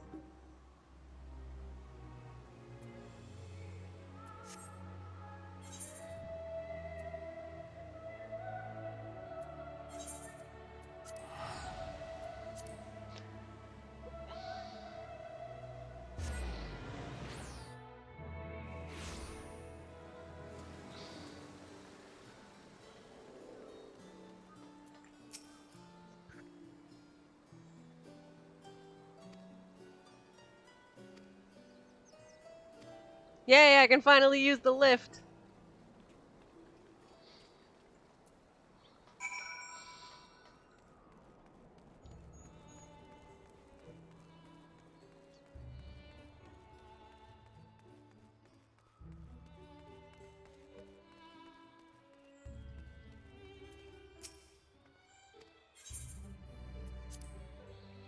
Look at that Karina. She's so happy.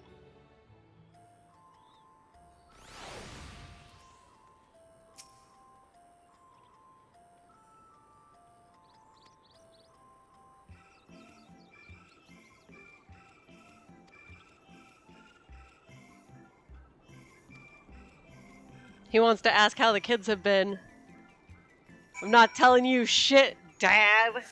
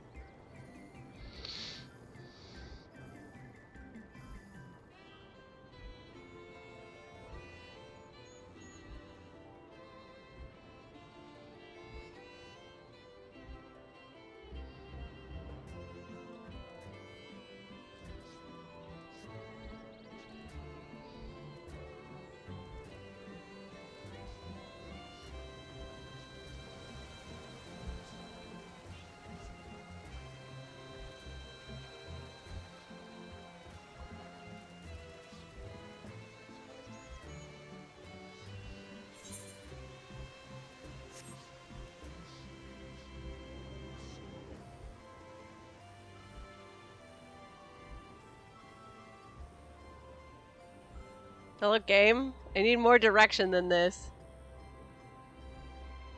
This is not actually helpful.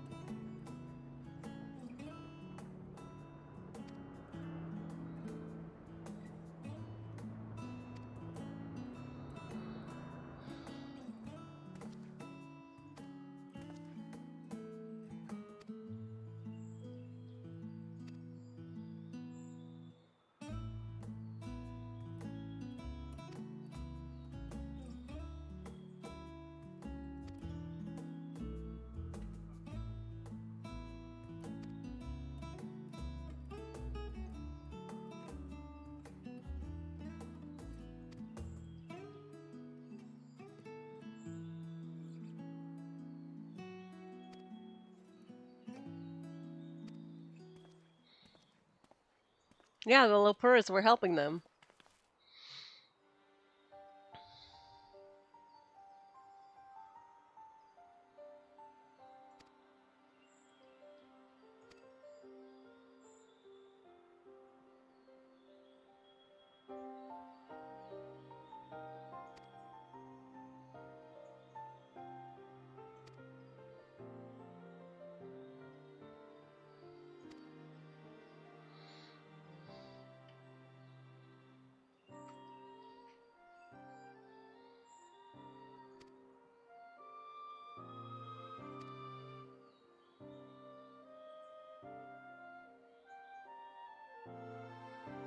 He's like, good luck with that.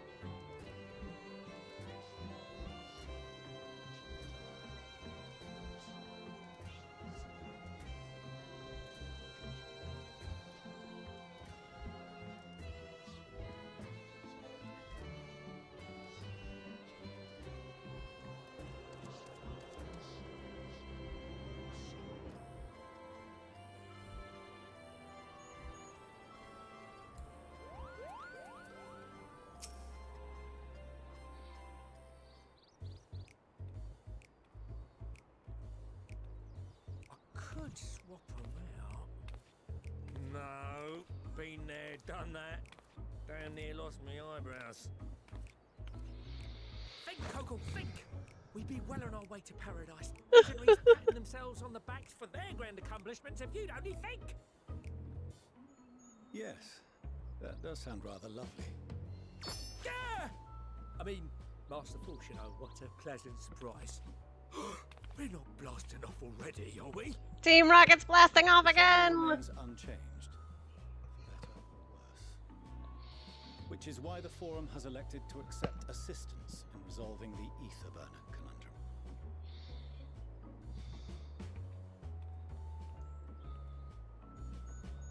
conundrum. Not seen you lot down here before. There are Archons among their number, but engineering is not their expertise. Nevertheless, the Forum concedes the slim possibility that they may have insights to offer. If not, you are at liberty to return them to the surface, by whatever means you see fit. I assure you that won't be necessary. Now, about your troubles with the Etherburner. Aye, I'll walk you through it. Suppose I could do with a change of pace. As the name ought to tell you, the ether burner burns ether, ambient or otherwise, and transforms it into motive force. Think of it like a giant bomb that never stops exploding. Even out in that black void where the ether's right sparse, it's strong enough to move our arc. And it probably won't kill you like an actual bomb.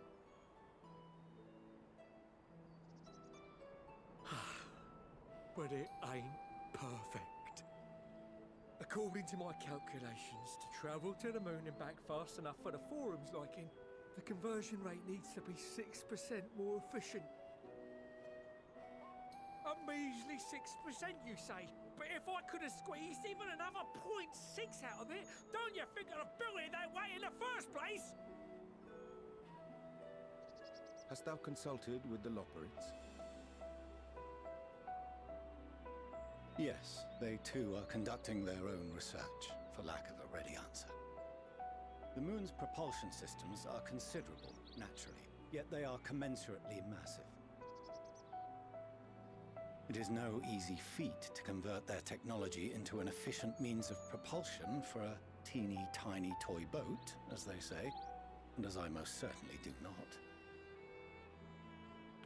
Yes, exactly!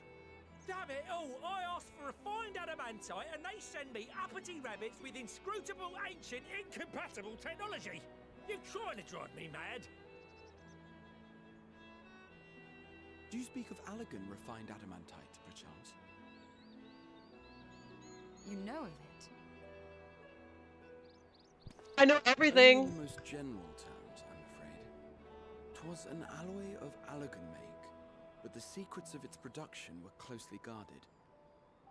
As I recall, the record stated it was vital to Dalamud's construction and launch. Aye, that's the stuff. No material more conductive far as I know. Slotting some in's like blowing up a dam and watching the river of ether come rushing through. Ain't a living soul that knows how to make it though. We were fortunate enough to salvage some for the ether burner, just a wee bit, mind, from a chunk of Dalamud that came hurtling into the northern empty during the calamity. With more, well, that extra 6% efficiency would be child's play. It's a crying shame that we've no other sources. Surely the many shards of Dalamud scattered throughout Eorzea would suffice. Why not get the refined adamantite from them? Oh, we tried, believe you me. But only a few specialised pieces would have had any in them to begin with.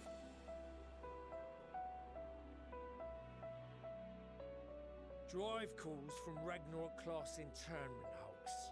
Those are the prize bits we really need. According to the Gleaners, getting to them means delving deep into the shards.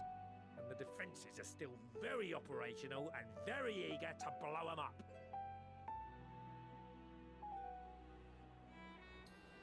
It's rough going in there, even for the cream. sure they'd make it out alive. Think we have His Highness here.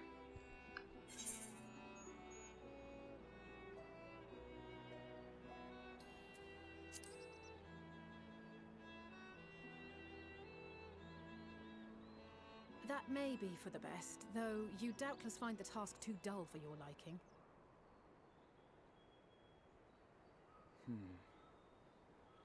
There are multiple internment hulks in Eorzea alone, so handling this ourselves may not be the most efficient option. Rather, if we could salvage adamantite from the shards simultaneously... Thancred, is the link shell we established before you went to Garlemald still active? Of course. The floor is yours.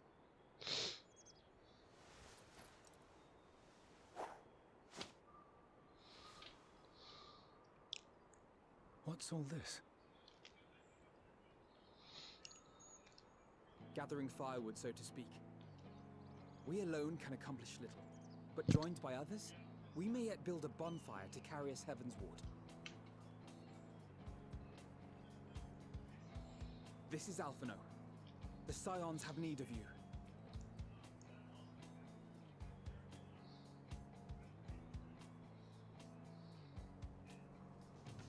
Understood. I will contact the Lord Commander and dispatch our finest at once.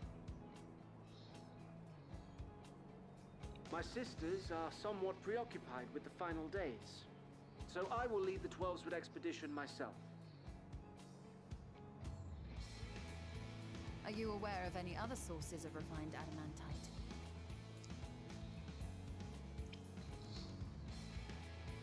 Logically, such an invaluable alloy would have been utilized solely where absolutely necessary, in components intended to conduct or collect surpassing amounts of ether. Any extant instrumentation or devices would have likely found their way into the hands of etherologists or enthusiasts.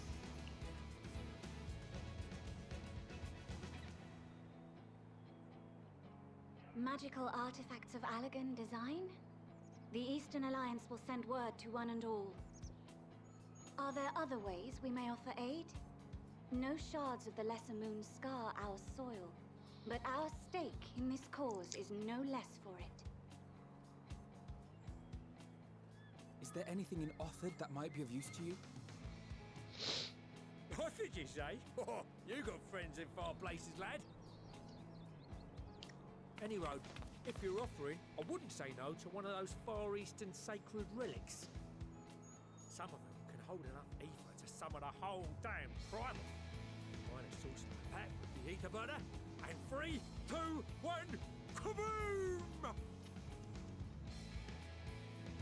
I gather you heard his explosive enthusiasm. Might you secure us a suitable relic?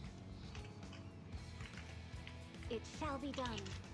I know little of machines, but I promise we will do our utmost to gather the materials you need to finish your starship. I am glad for the work, in truth. Better to busy oneself than wait and fret over disasters foretold.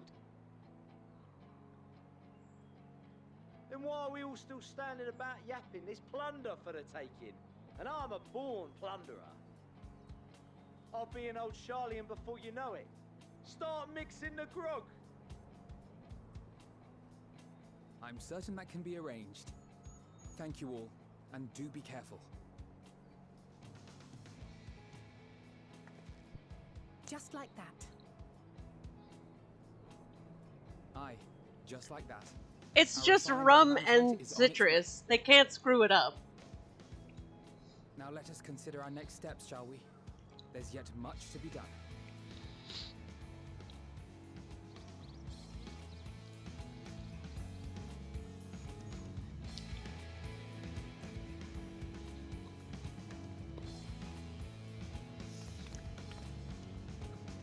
Fortuno over there, like, man, I disowned someone super useful.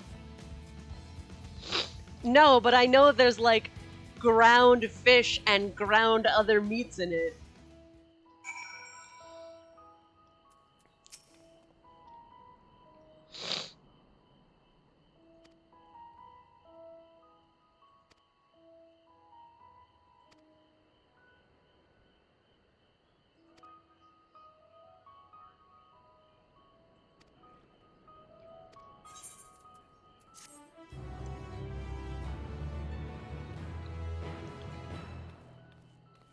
Okay, so I'm gonna watch this cutscene, pick up the next quest, and then make some coffee. Meanwhile, in Ul'dah.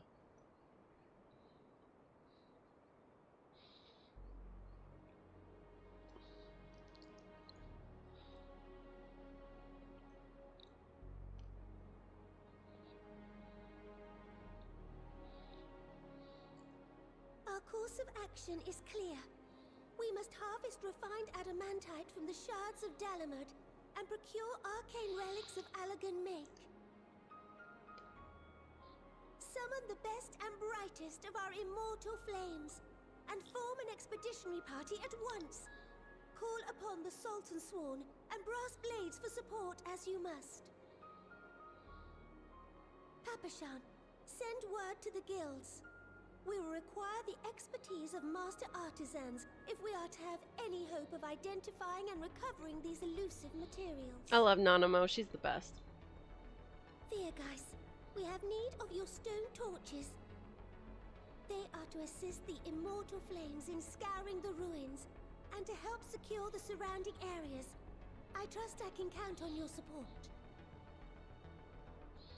As commander of the Stone Torches, my son Zimberk will personally see it done.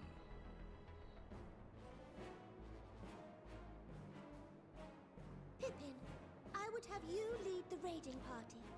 Assemble your finest, and with Chizona's blade clear the way.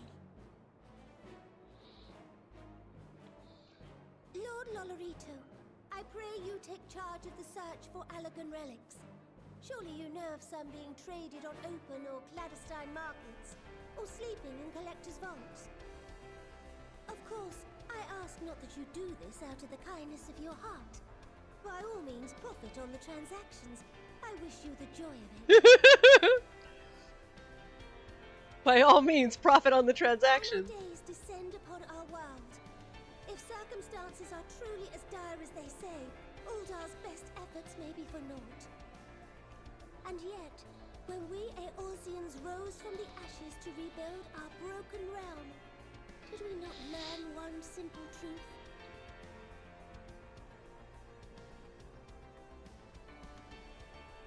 That which seems all but impossible to overcome alone may yet be possible if we stand together. It was the Scions who united us then, and it is the Scions who call upon us now. Ul'dah will answer that call. We will summon our courage and join the fight for our world's future. You know your duties. I, Nanamo Ul'Namo, 17th in the line of Ul, bid you good luck and Godspeed.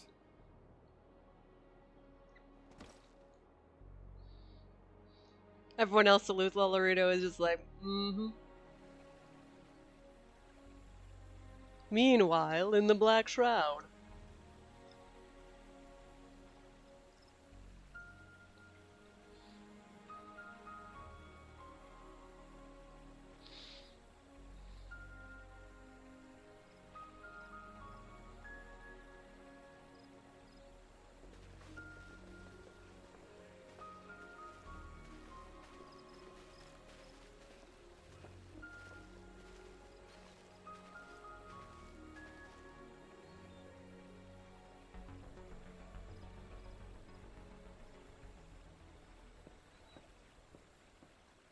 We fielded a goodly number, but our ranks are heavy with healers, and an abundance of restorative magics will be of little help in destroying Dalamud's defenses. Still, it has ever been thus with Gridania. We must steel ourselves for a protracted engagement. I was about to say, the Alamigo. In that case, might I suggest taking us along?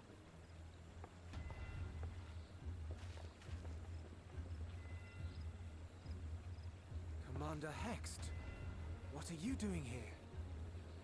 None of the shards in Girabania are big enough to hold an internment hulk. So we said to ourselves, why not lend our neighbors a hand? We thought you might be short on people with a talent for breaking things.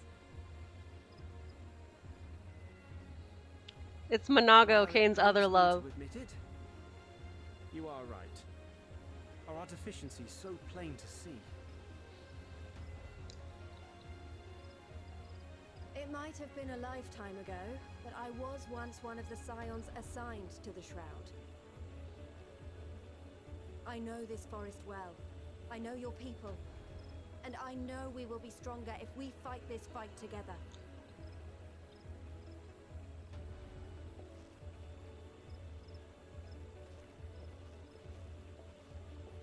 Then I will impose upon you with a clear conscience. Come, let us speak of how to integrate our forces.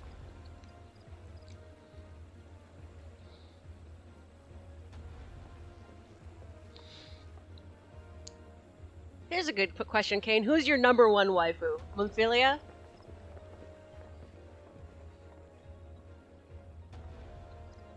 I won't let it all be for nothing. I promise you, Papalimo.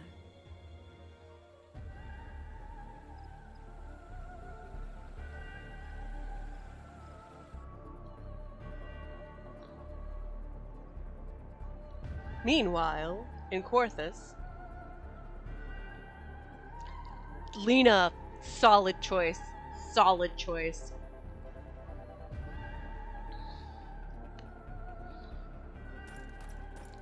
No, not a Manolane. Can't we have Otwarel? There you are. We've no time to waste, brother. Everyone has already... Good, it is Otwarel.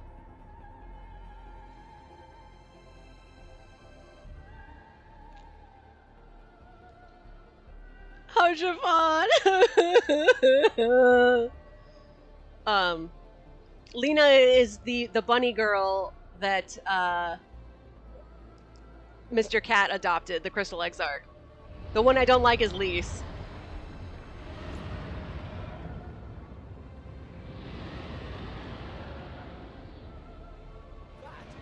That was a roar. A dragon's roar. I love Otwarel. He's so hot.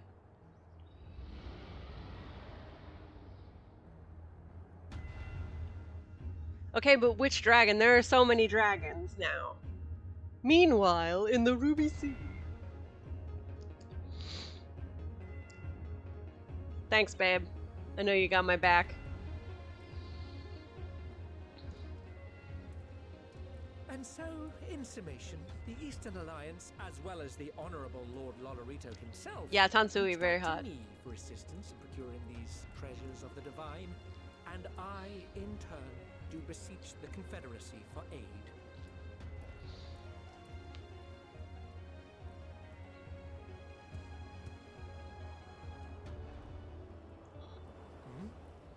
Is that... Hancock? What a surprise this is. And a fortuitous one at that. I have a favor to ask, you see. It's Saryu! Don't be scared. We love Saryu here. Right, so like I said, I'm gonna make some coffee.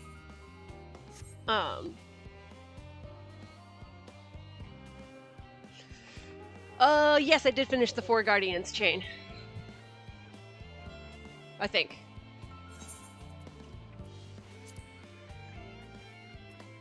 Yes, I did finish the 4 Guardians chain. Alright, anyway, I'll be right back with some coffee.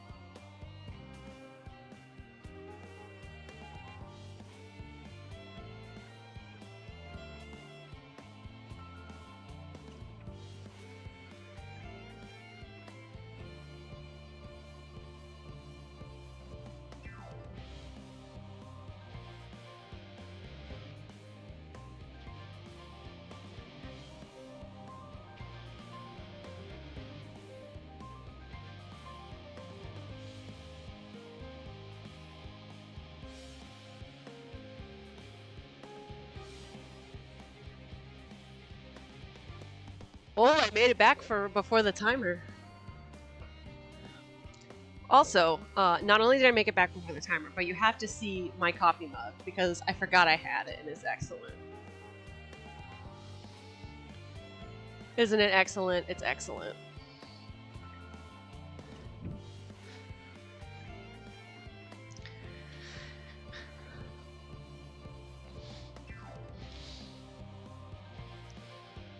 Also, I still don't have the sort of almost sponsored coffee that I'm gonna have, so I will be sure to let everyone know when that happens.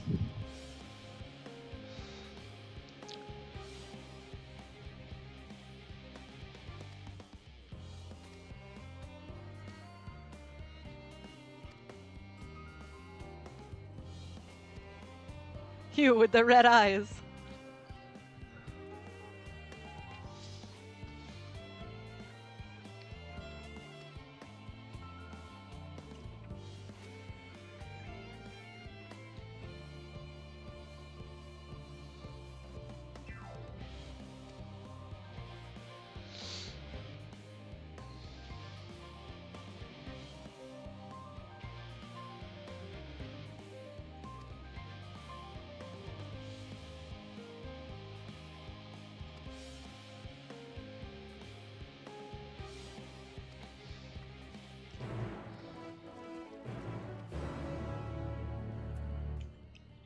I think that like that one wrong line that I brought up earlier was part of this little bit of plot hole that they sort of ran into here, which is that a ship to ferry people back and forth to the moon is a very different from the kind of ship that you need to go after Meteon, even though that's what obviously we're going to be using it for as the plot progresses. But whatever. I mean, I shouldn't be criticizing their take on space travel or whatever. I got my good big laugh about them going to the moon, which will never stop being funny. I'll just have to let this one go. Just be like, you know what? Just shut it all down. Shut the brain down.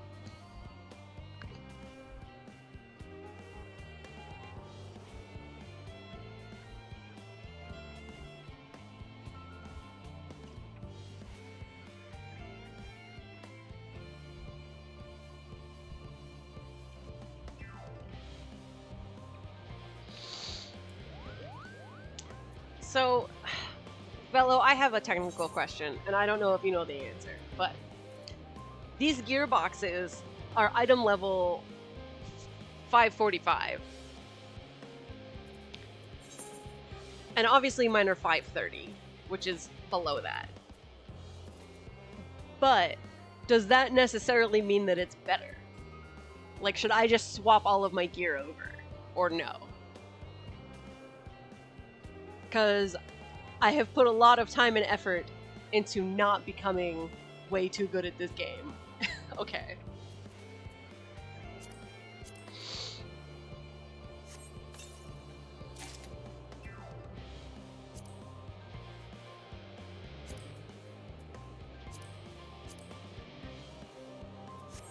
Not bad. Not a bad look, honestly. I will retire this to the Amwa when it's what are you? 39. Me. What are you? 39. 39. I know the 39s are still better, but it's not better enough for me to make a big deal about it.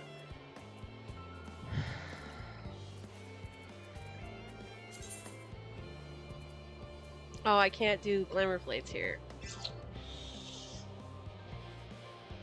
This shield is hideous. This sword is also hideous. So we'll have one ugly cutscene.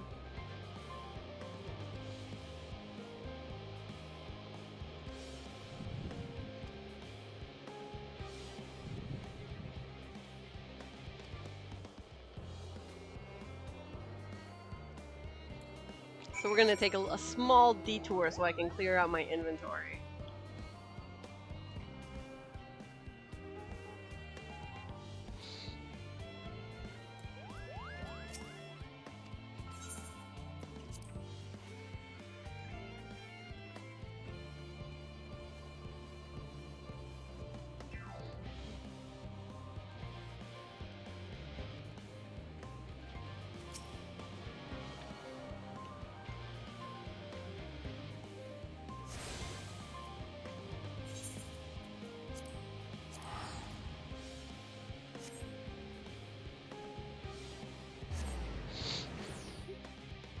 Velo, do you know what I'm gonna do with the white the white items that I don't want?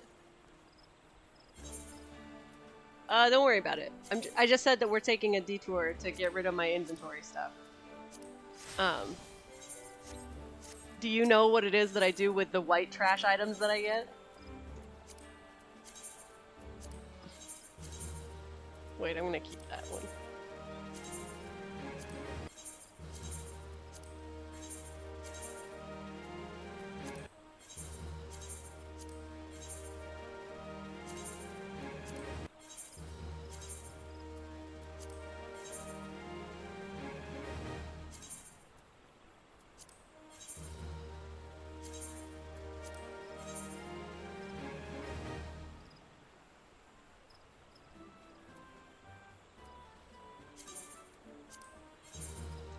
Yeah.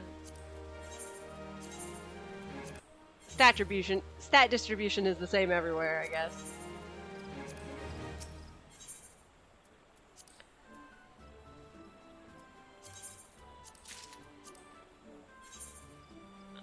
Where did it go? I don't know, and I don't want to look.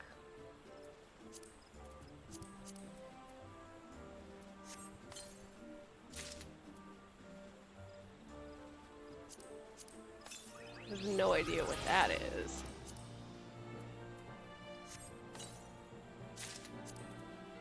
Sorry, opening all these chests is gonna take a little bit.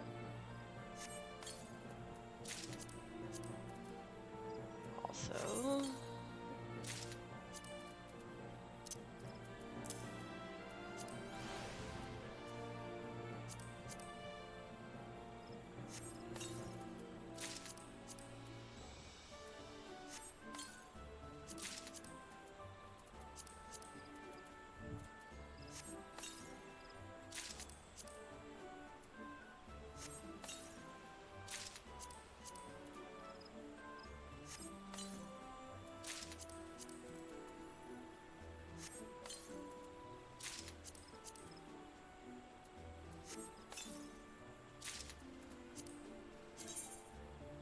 Wow!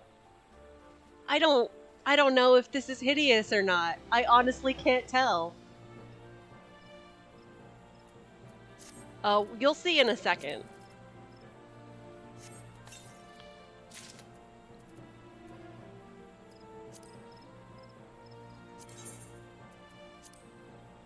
Yeah, no, I still have no idea. I think it's hideous.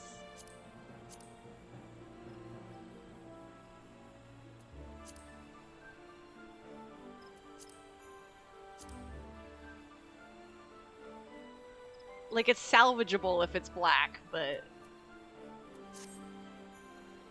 that's not the kind of glam that I wear anyway. I always check the chest pieces when I do that. So this is just, I'm just dropping off. Oh, thank you, Velo.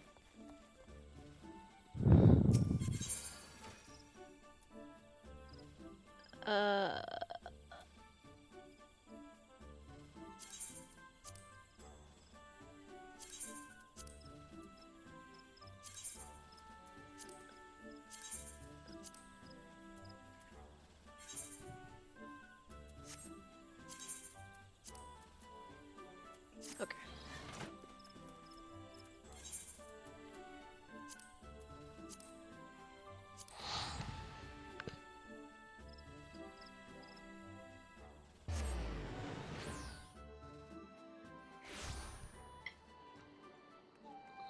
For the most part, my stuff is undyed just because I've been satisfied with the existing colors. Like, this is the first outfit that I've gone out of my way to go and get dyes for, and I already had the dyes because I think I got them from Ishgard.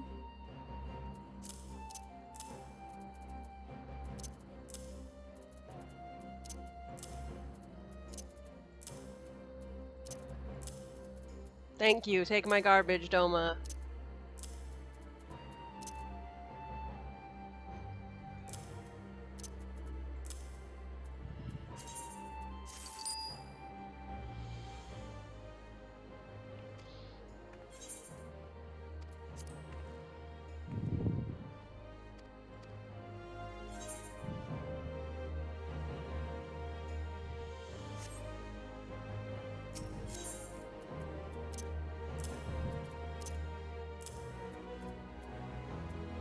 But yeah, this is the new place I get rid of all my garbage.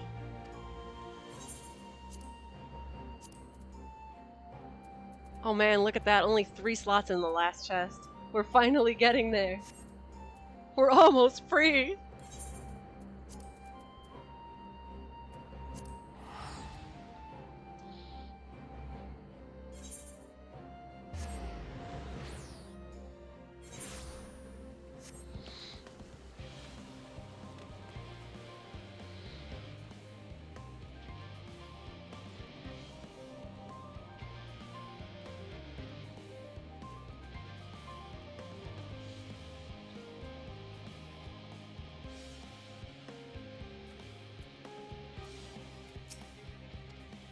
Oh, sorry. I forgot I'm not supposed to skip these.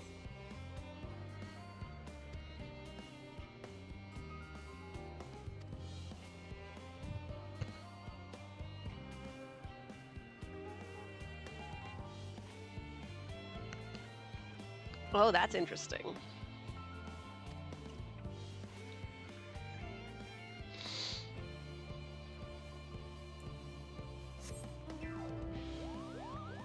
I do, Ilya. I'm taking a break right now, mostly just because I'm doing MSQ and I don't want to spend, you know, literally half an hour beating the same NPC over and over and over again, trying to get the last goddamn card!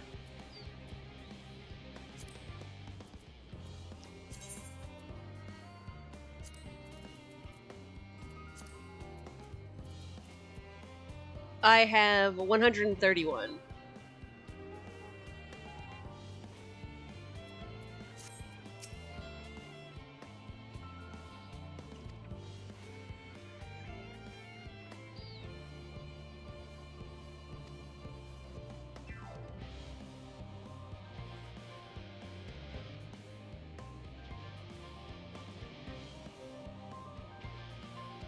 Like a beheaded rabbit. Well, I got good news for you. Oh, I do not blame you. Kane has probably spent like 200,000 MPG or more trying to get one of the RNG cards in the gold packs.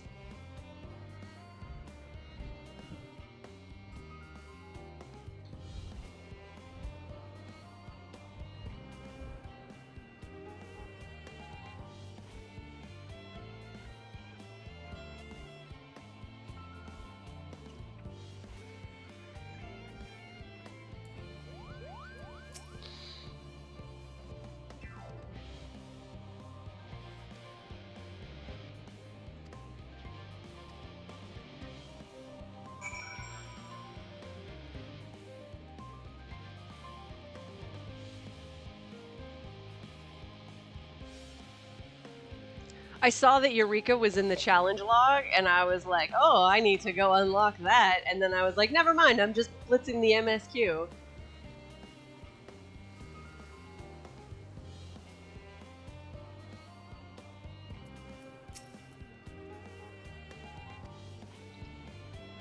Their teeny tiny toy boat.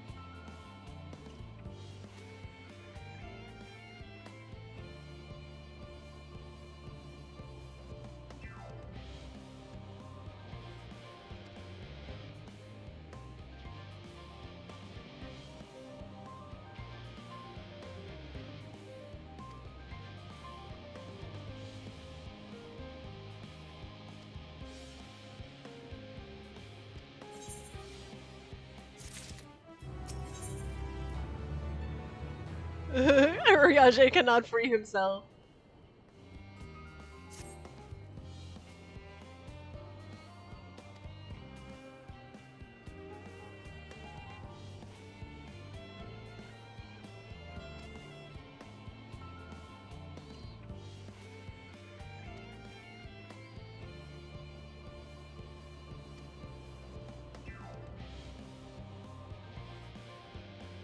The what's it?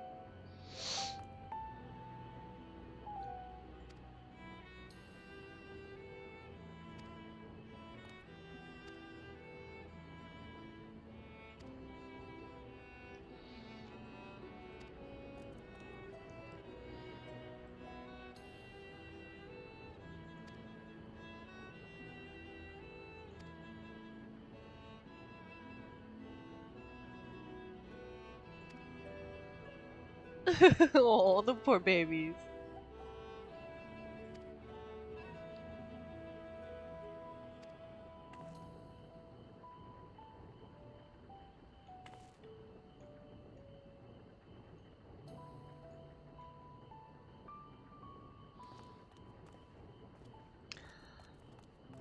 I mean, yes and no, because you can only do 3 of them per day.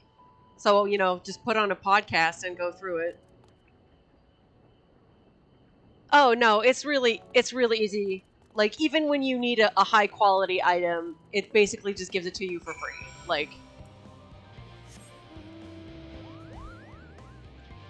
Like I do not enjoy crafting in this game either, but as you can tell from my mount, I got the reputation up with the Mughals, so.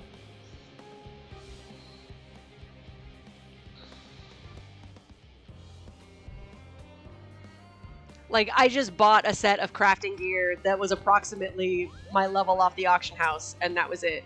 But for the most part, I leveled up my crafters doing Ishgardian Restoration, because you don't have to worry about pretty much jack shit when you do that, and it's really simple.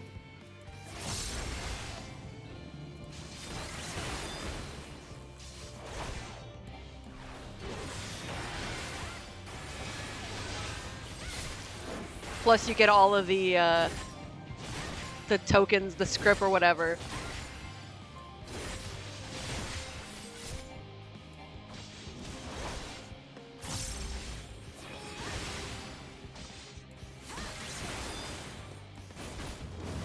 Yeah, Kane, I'm not kidding about I just put a podcast on and zone out.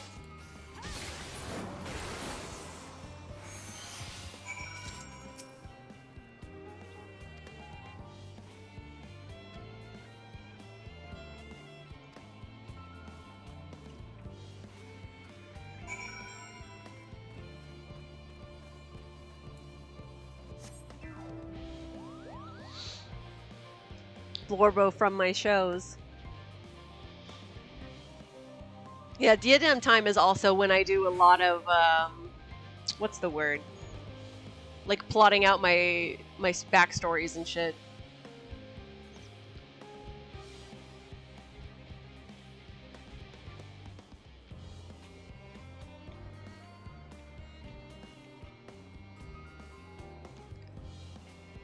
We appreciate your sacrifice, Velo.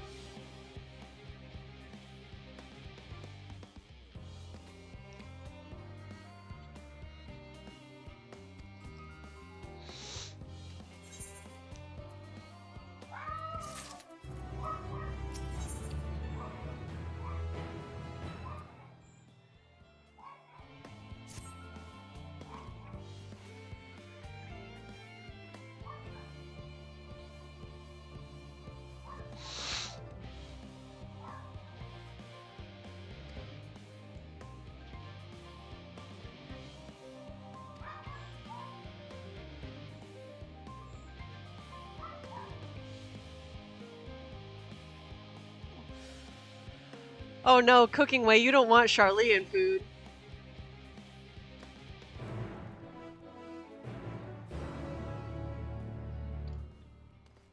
Ilya, you know what I do for crafting quests? Up until they get too high level that you can't do it, I just buy it off the auction house. I literally just go to the auction house and search for the item and buy it. The culinarian ones killed me.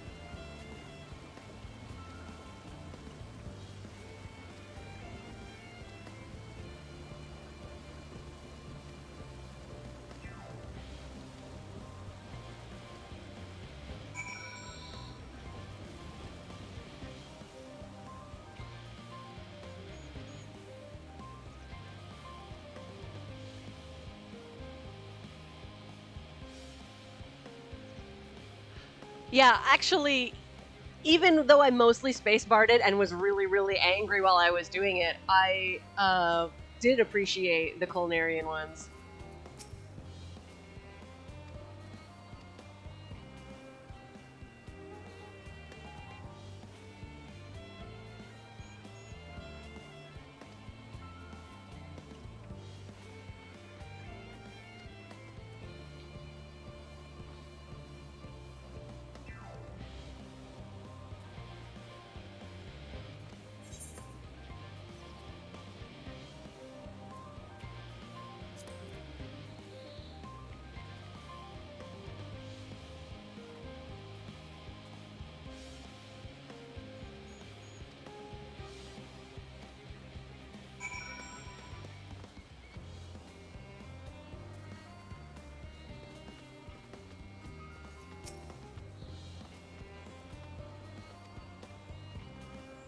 Did you know that the fruit of the orange came before the name of the color? Oh, hey! Cookie Way just said that. I care. The fruit came first.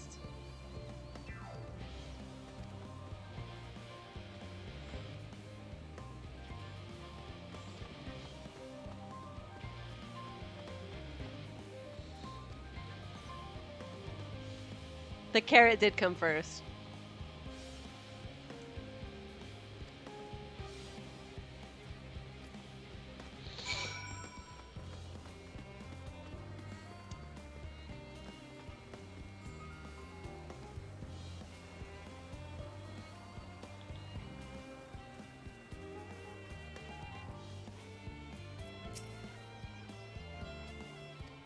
Enormous round carrots?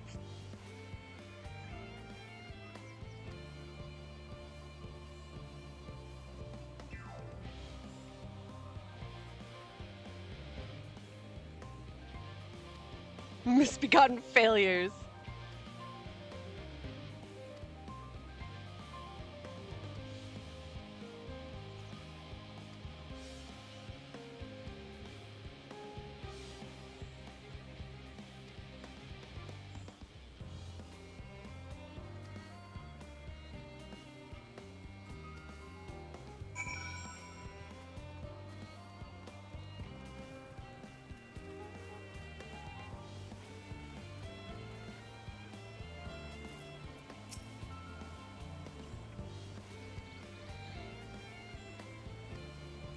It's a lemon, isn't it?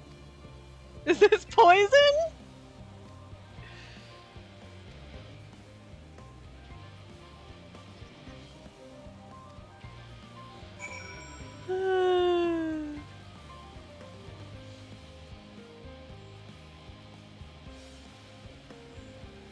Is this poison?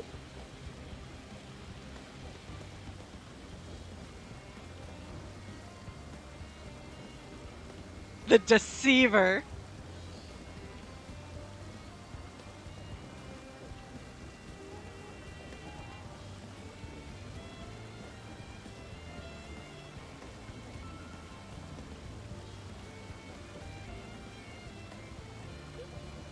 Very well, Lemon Muffin, do your worst.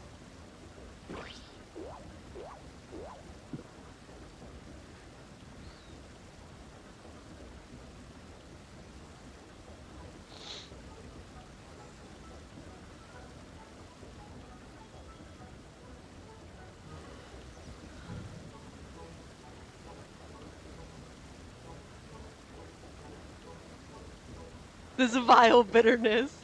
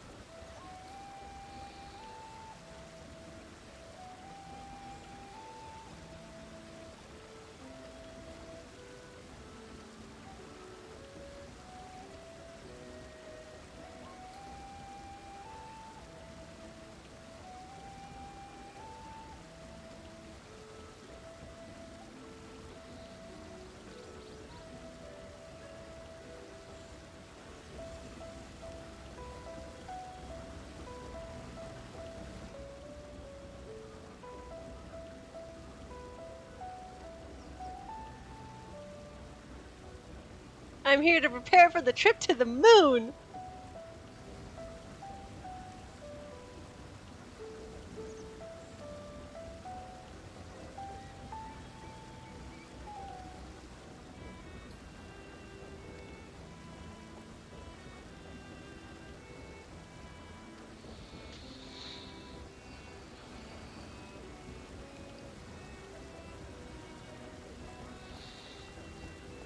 I love this hilariously bemused aura.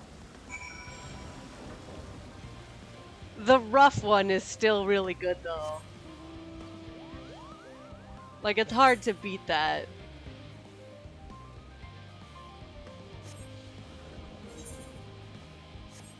I'm trapped.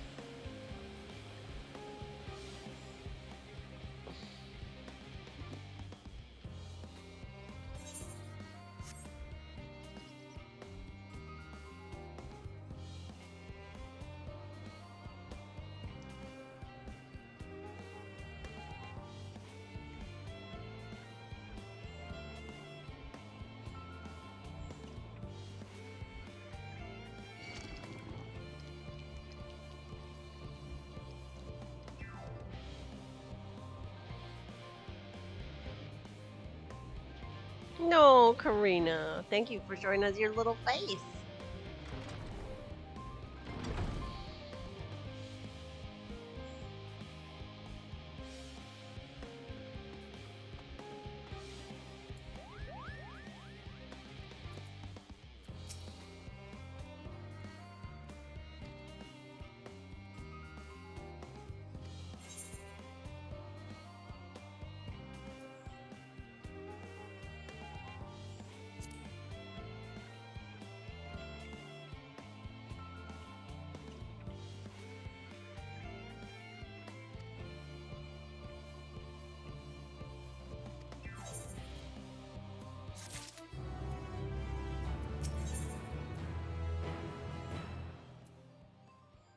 He's counting all of them to make sure they're all here.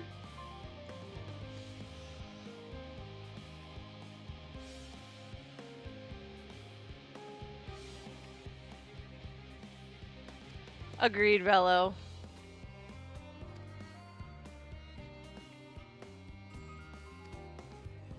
Every time it's about to restart, my brain goes through how it's supposed to go and just mentally rewrites it.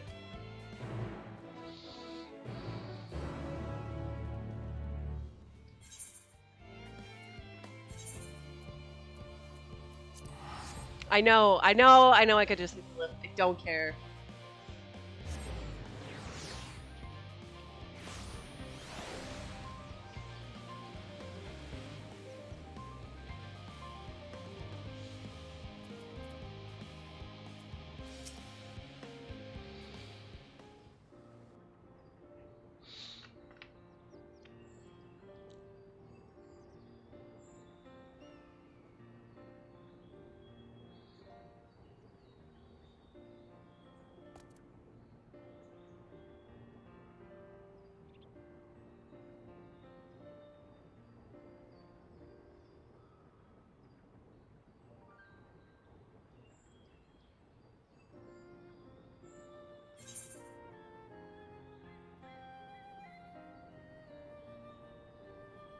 One was purple.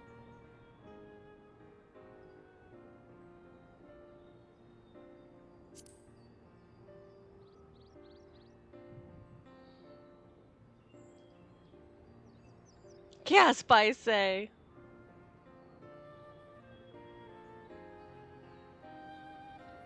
Oh, baby.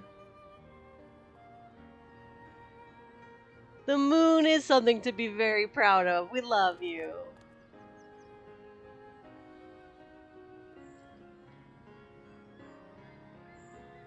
I thought I heard tiny voices.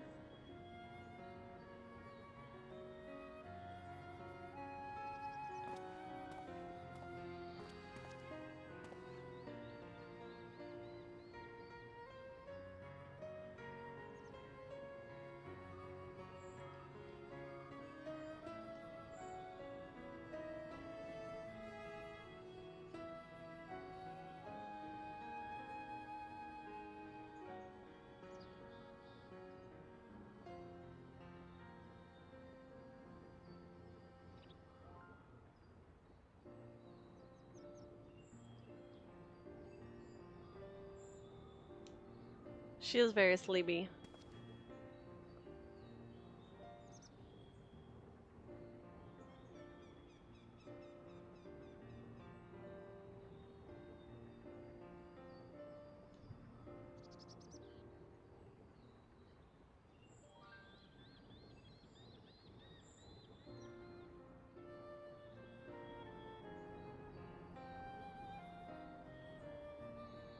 Oh.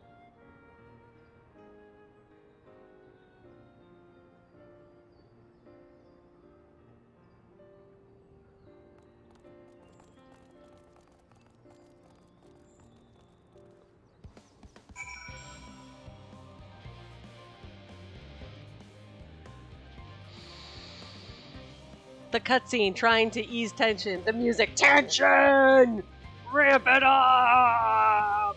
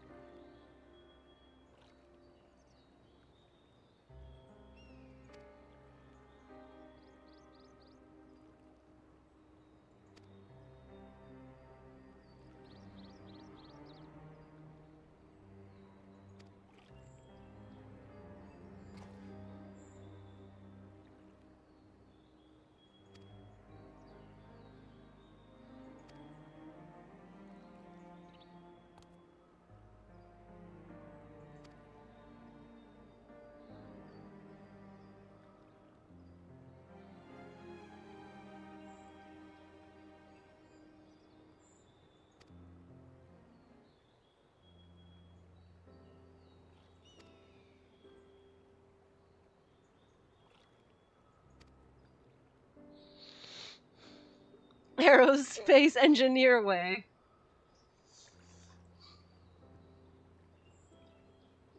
I mean, aren't they all aerospace engineer way?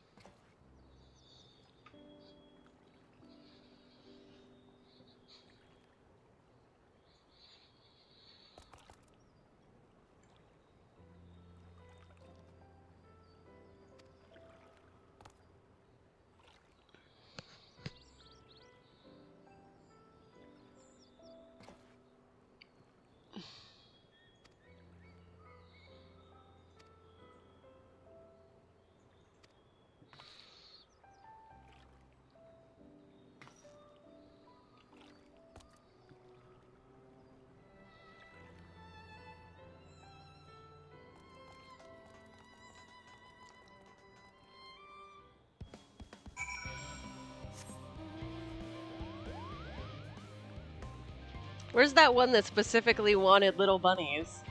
That guy's gonna be delighted.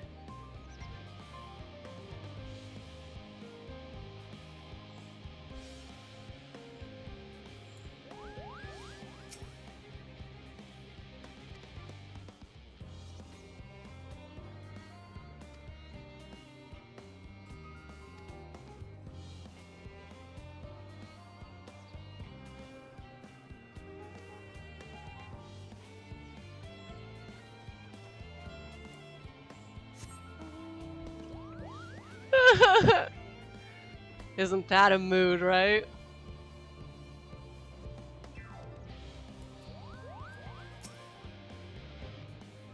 Am I dying? Is this what dying feels like?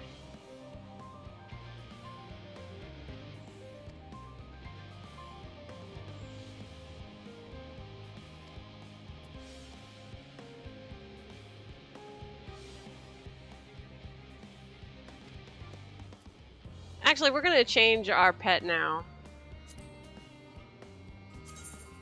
It's time. Oh, that guy. Okay. Oh, and that thing. Okay. I was wondering what those were.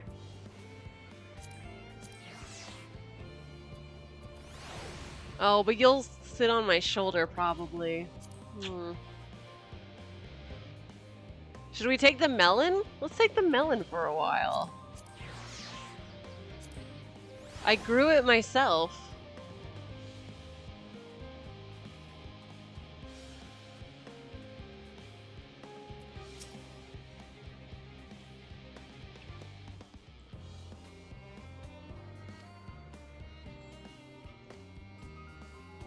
Only sleep can save her now.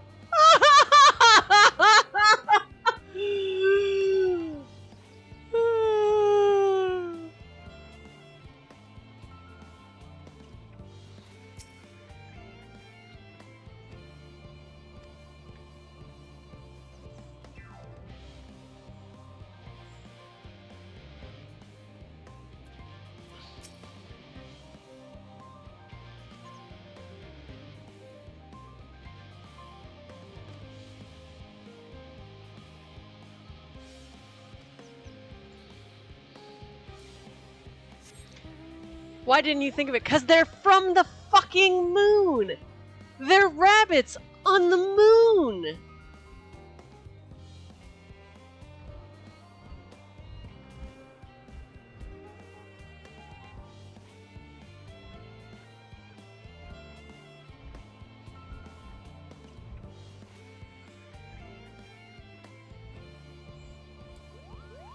Do we get to see Erenville's reaction to the Loporrits?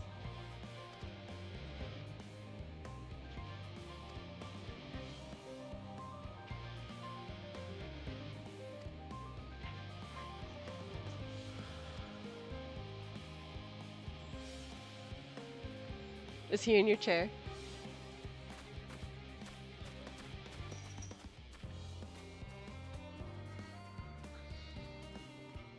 He's so polite.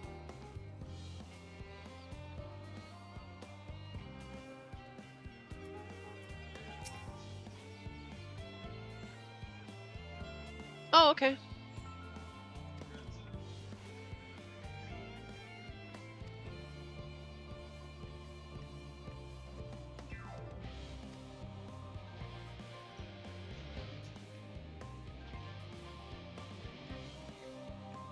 Don't forget the things I told you to take. Yes. On the chair in the kitchen.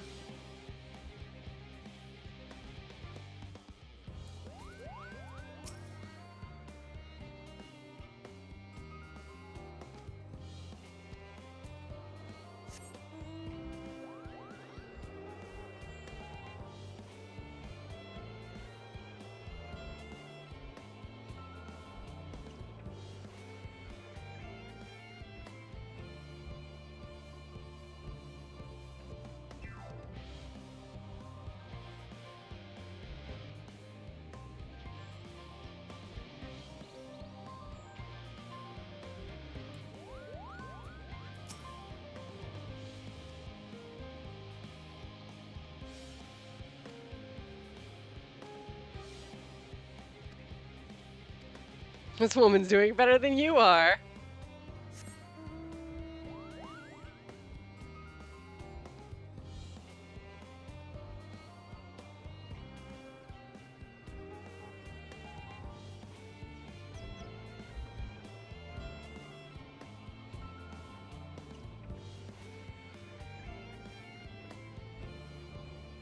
Okay, this quest has officially gone on too long.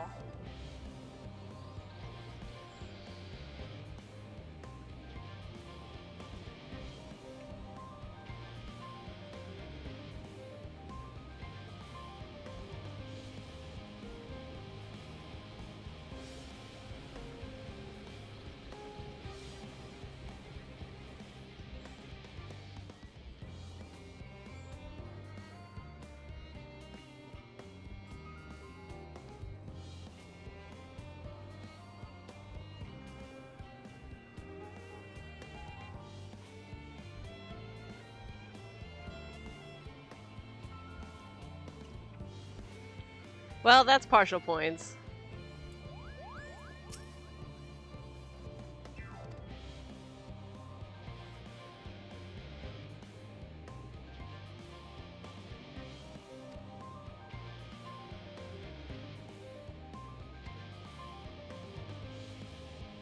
Haven't slept in weeks.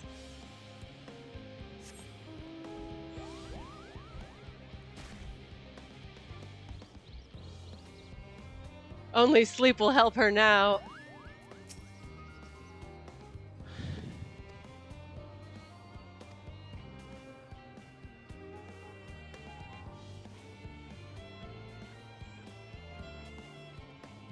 Yeah, that's why I had to keep clicking the ones that I wasn't sure about.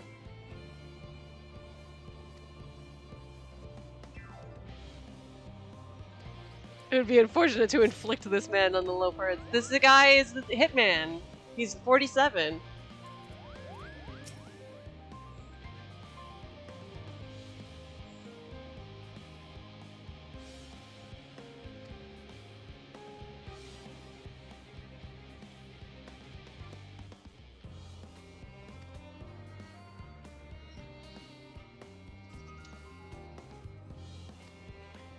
Looks like I might be done.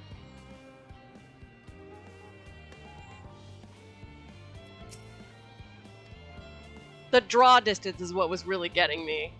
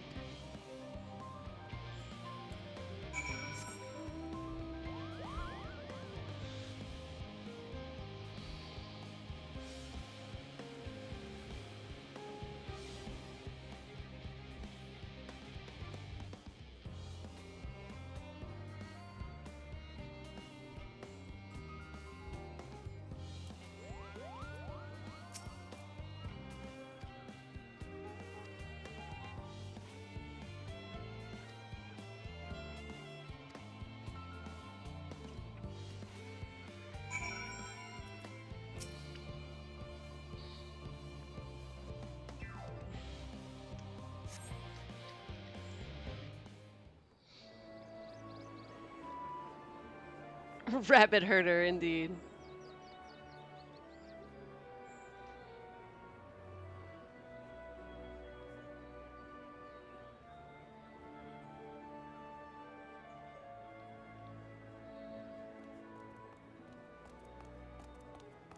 Phew! Oh, finally some rest. Why, I haven't spoken so much in, well, in forever. Lively, isn't it? The town is abuzz. Everyone eager to meet with our friends from the moon. From the moon.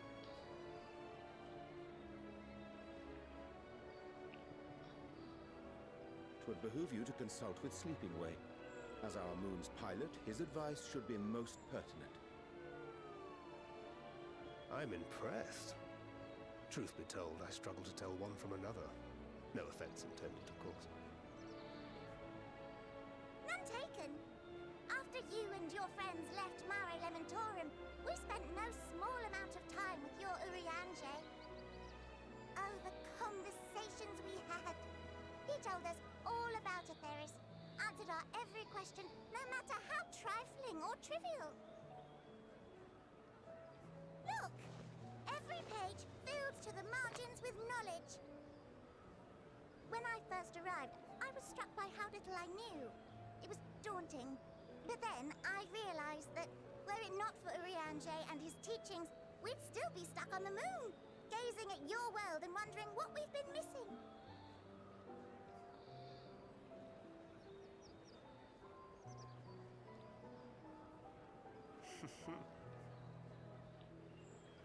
What would they think if they could see Urianger now? I dare say they'd be more than a bit surprised. And impressed, no doubt. Master Louis Soir, Minfilia, Papalimo, and... Mo and Breda.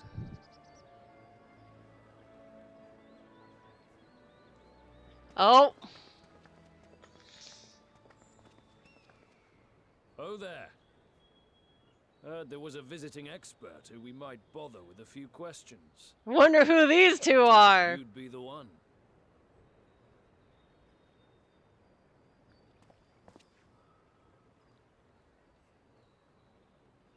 Oh.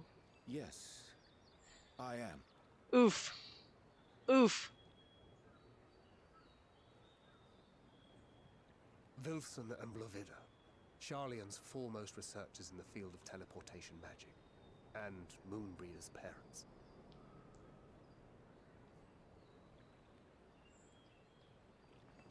It hath been some time. Tis...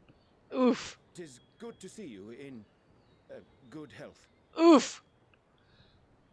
Likewise, old friend. Blovida and I were most honored to answer the call. Never expected this reunion, though, did we, dear? Oof. Arthur, the nerve. Sending that letter, then running off to the gods know where.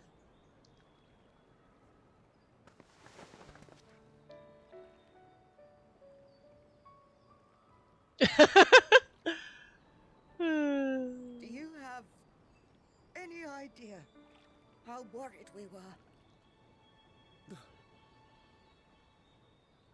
I'm sorry.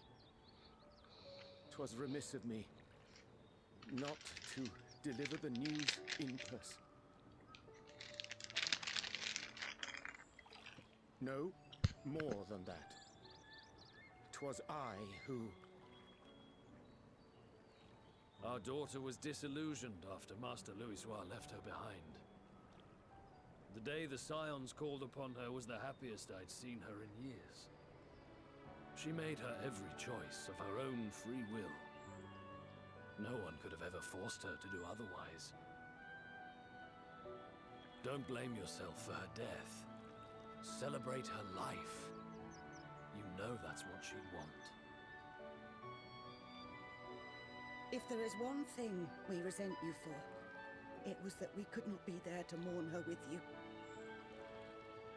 Reading the words you penned in that shaky hand, we must have cried as much for you as we did for her.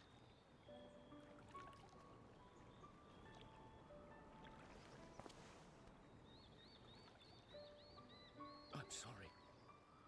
I truly, truly am. I knew not what to say. Knew not how to express Mo my and Brita had infinite lesbian energy, and I skipped through all these cutscenes, but now it's like talking like they were married or some shit, and I'm very confused. Sadness and loss, studied and memorized, and meaningless in the moment. Silly boy. We are all powerless before such grief. Even now, try as I might, the words escape me. But in our hearts, we know. We always know.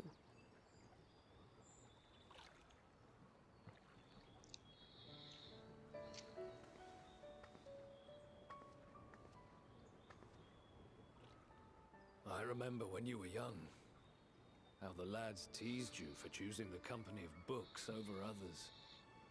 How do her parents know him so well? I'm so confused. Be nice to Urianger, she'd shout, and give them a walloping. No matter how many times we scolded her. So we offered a suggestion. Rather than starting fights, why don't you be the bridge between Urianger and the others? She had to mull it over for a while. Arms crossed, brow furrowed in intense thought. But from that day on, she never let you be alone. She'd drag you outside to play, pepper you with endless questions, read the same books you read, all to try and understand you that much better. I'm sure it was annoying and exhausting at the time. But she only ever Wow, and everyone has to fucking witness this. All the scientists. And look at you now, at the center of the crowd. The reason there even is a crowd, having brought these people together. God, look at all the bunnies. You've no idea how proud we are. Oh. To see the boy our daughter trusted and believed in more than anyone grow into the man she always knew he could be. I can see her in you too. Feel her. She walks with you wheresoever you go. So thank you, Urianger, for being who you are.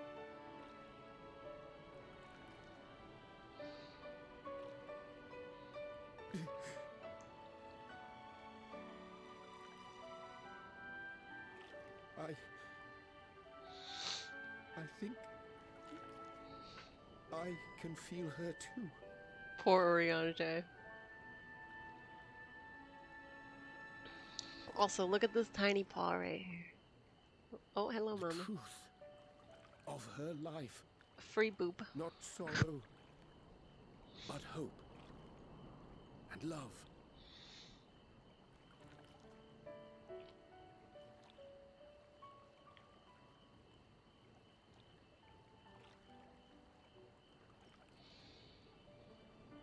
Oh, look at Living Way. This moon breeder. She was important to him, wasn't she? You could ask the man himself. Oh, no. But watching this exchange reminds me how much I've yet to learn about your world. And its people. What a tiny, tiny bunny. He's just a You little could live here guy. your entire life and hardly learn a thing. And that's why it's too soon for this to end.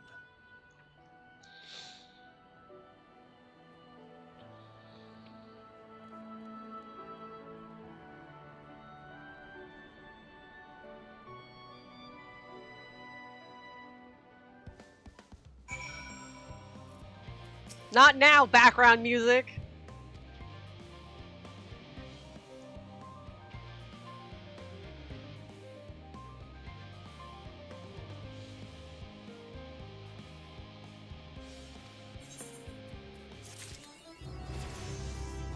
We did it!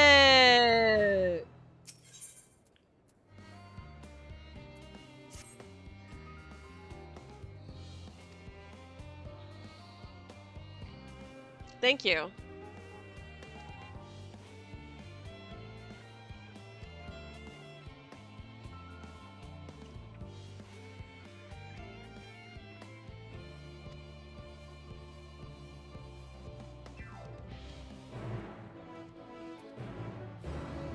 Well, we're gonna take a break from this music for a while. And go to Gridania.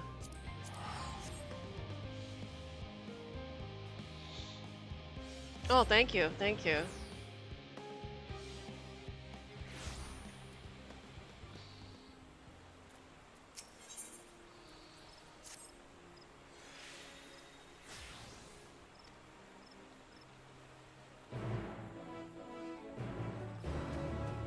I don't know where we're going.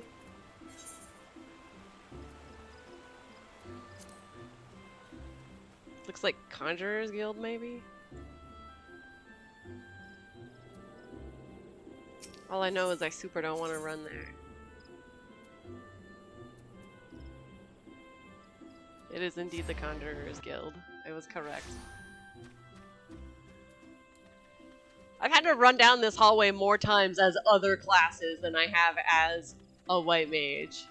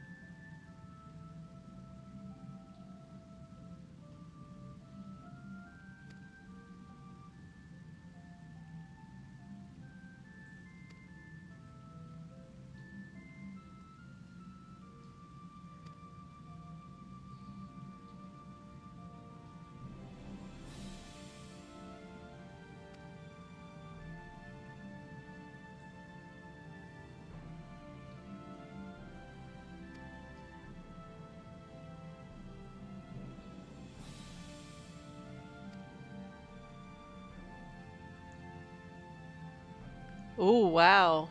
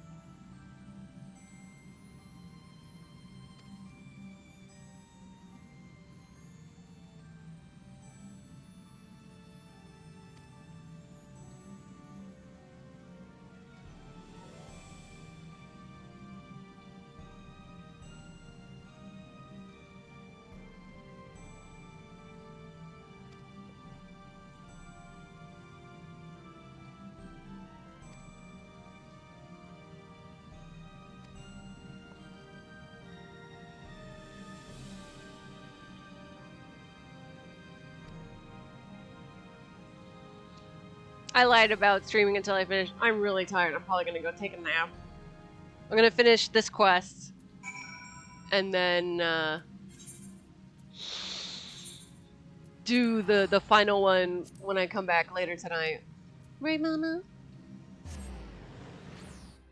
Yeah, I'm exhausted and like my ankles hurt really bad for no reason I can ascertain.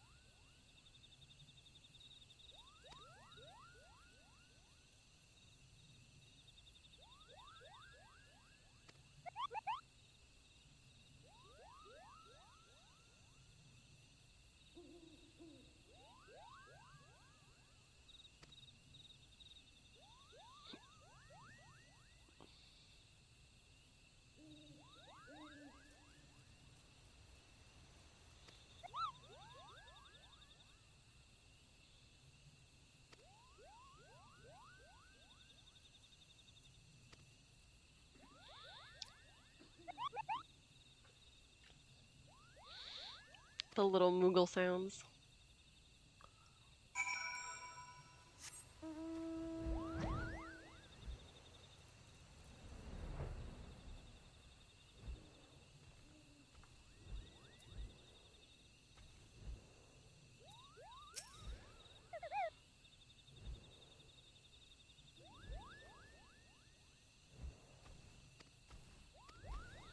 That your kind lack wings, Kupo.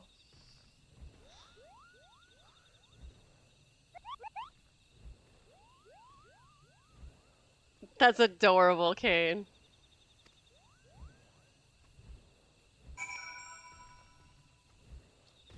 My favorite weapon is my red mage arms, which is, well, I'll show you.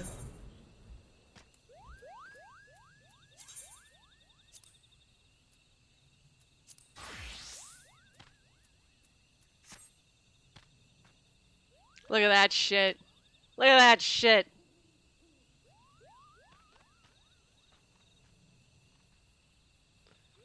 Yeah.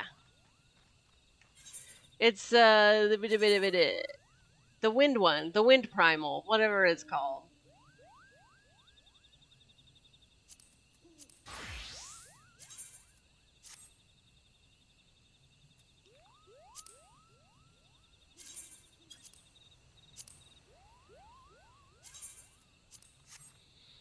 Garuda. Yeah, the Garuda weapons are all really nice looking.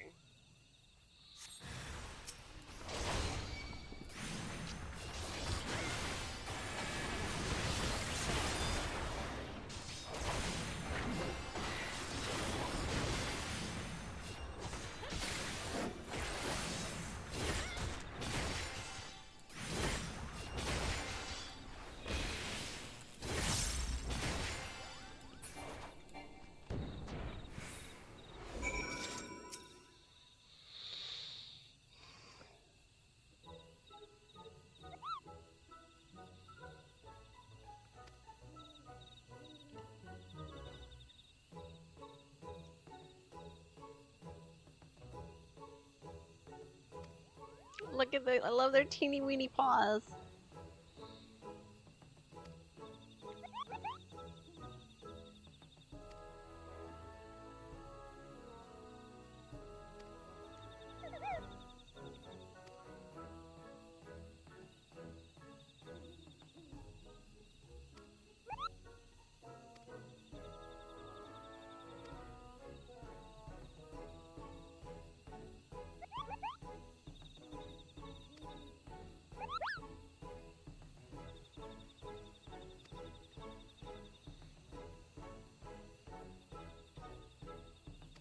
Move on to the stuff I do remember.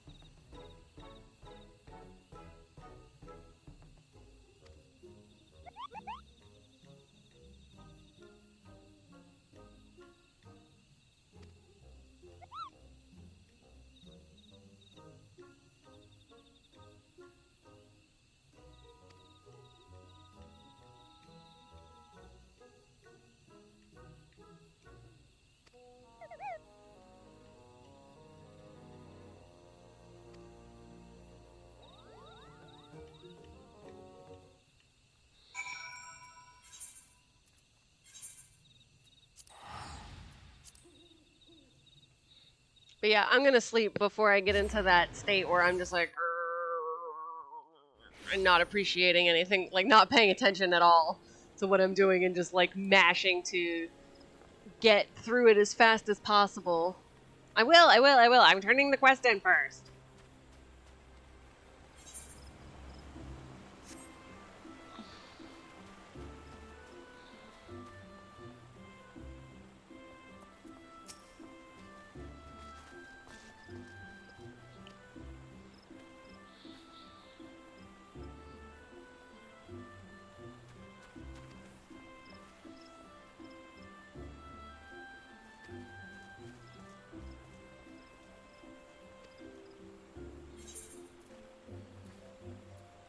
Alright, excellent. So that's going to be all for now. I will probably come back after dinner. So I'll see you then. Until next time, bye.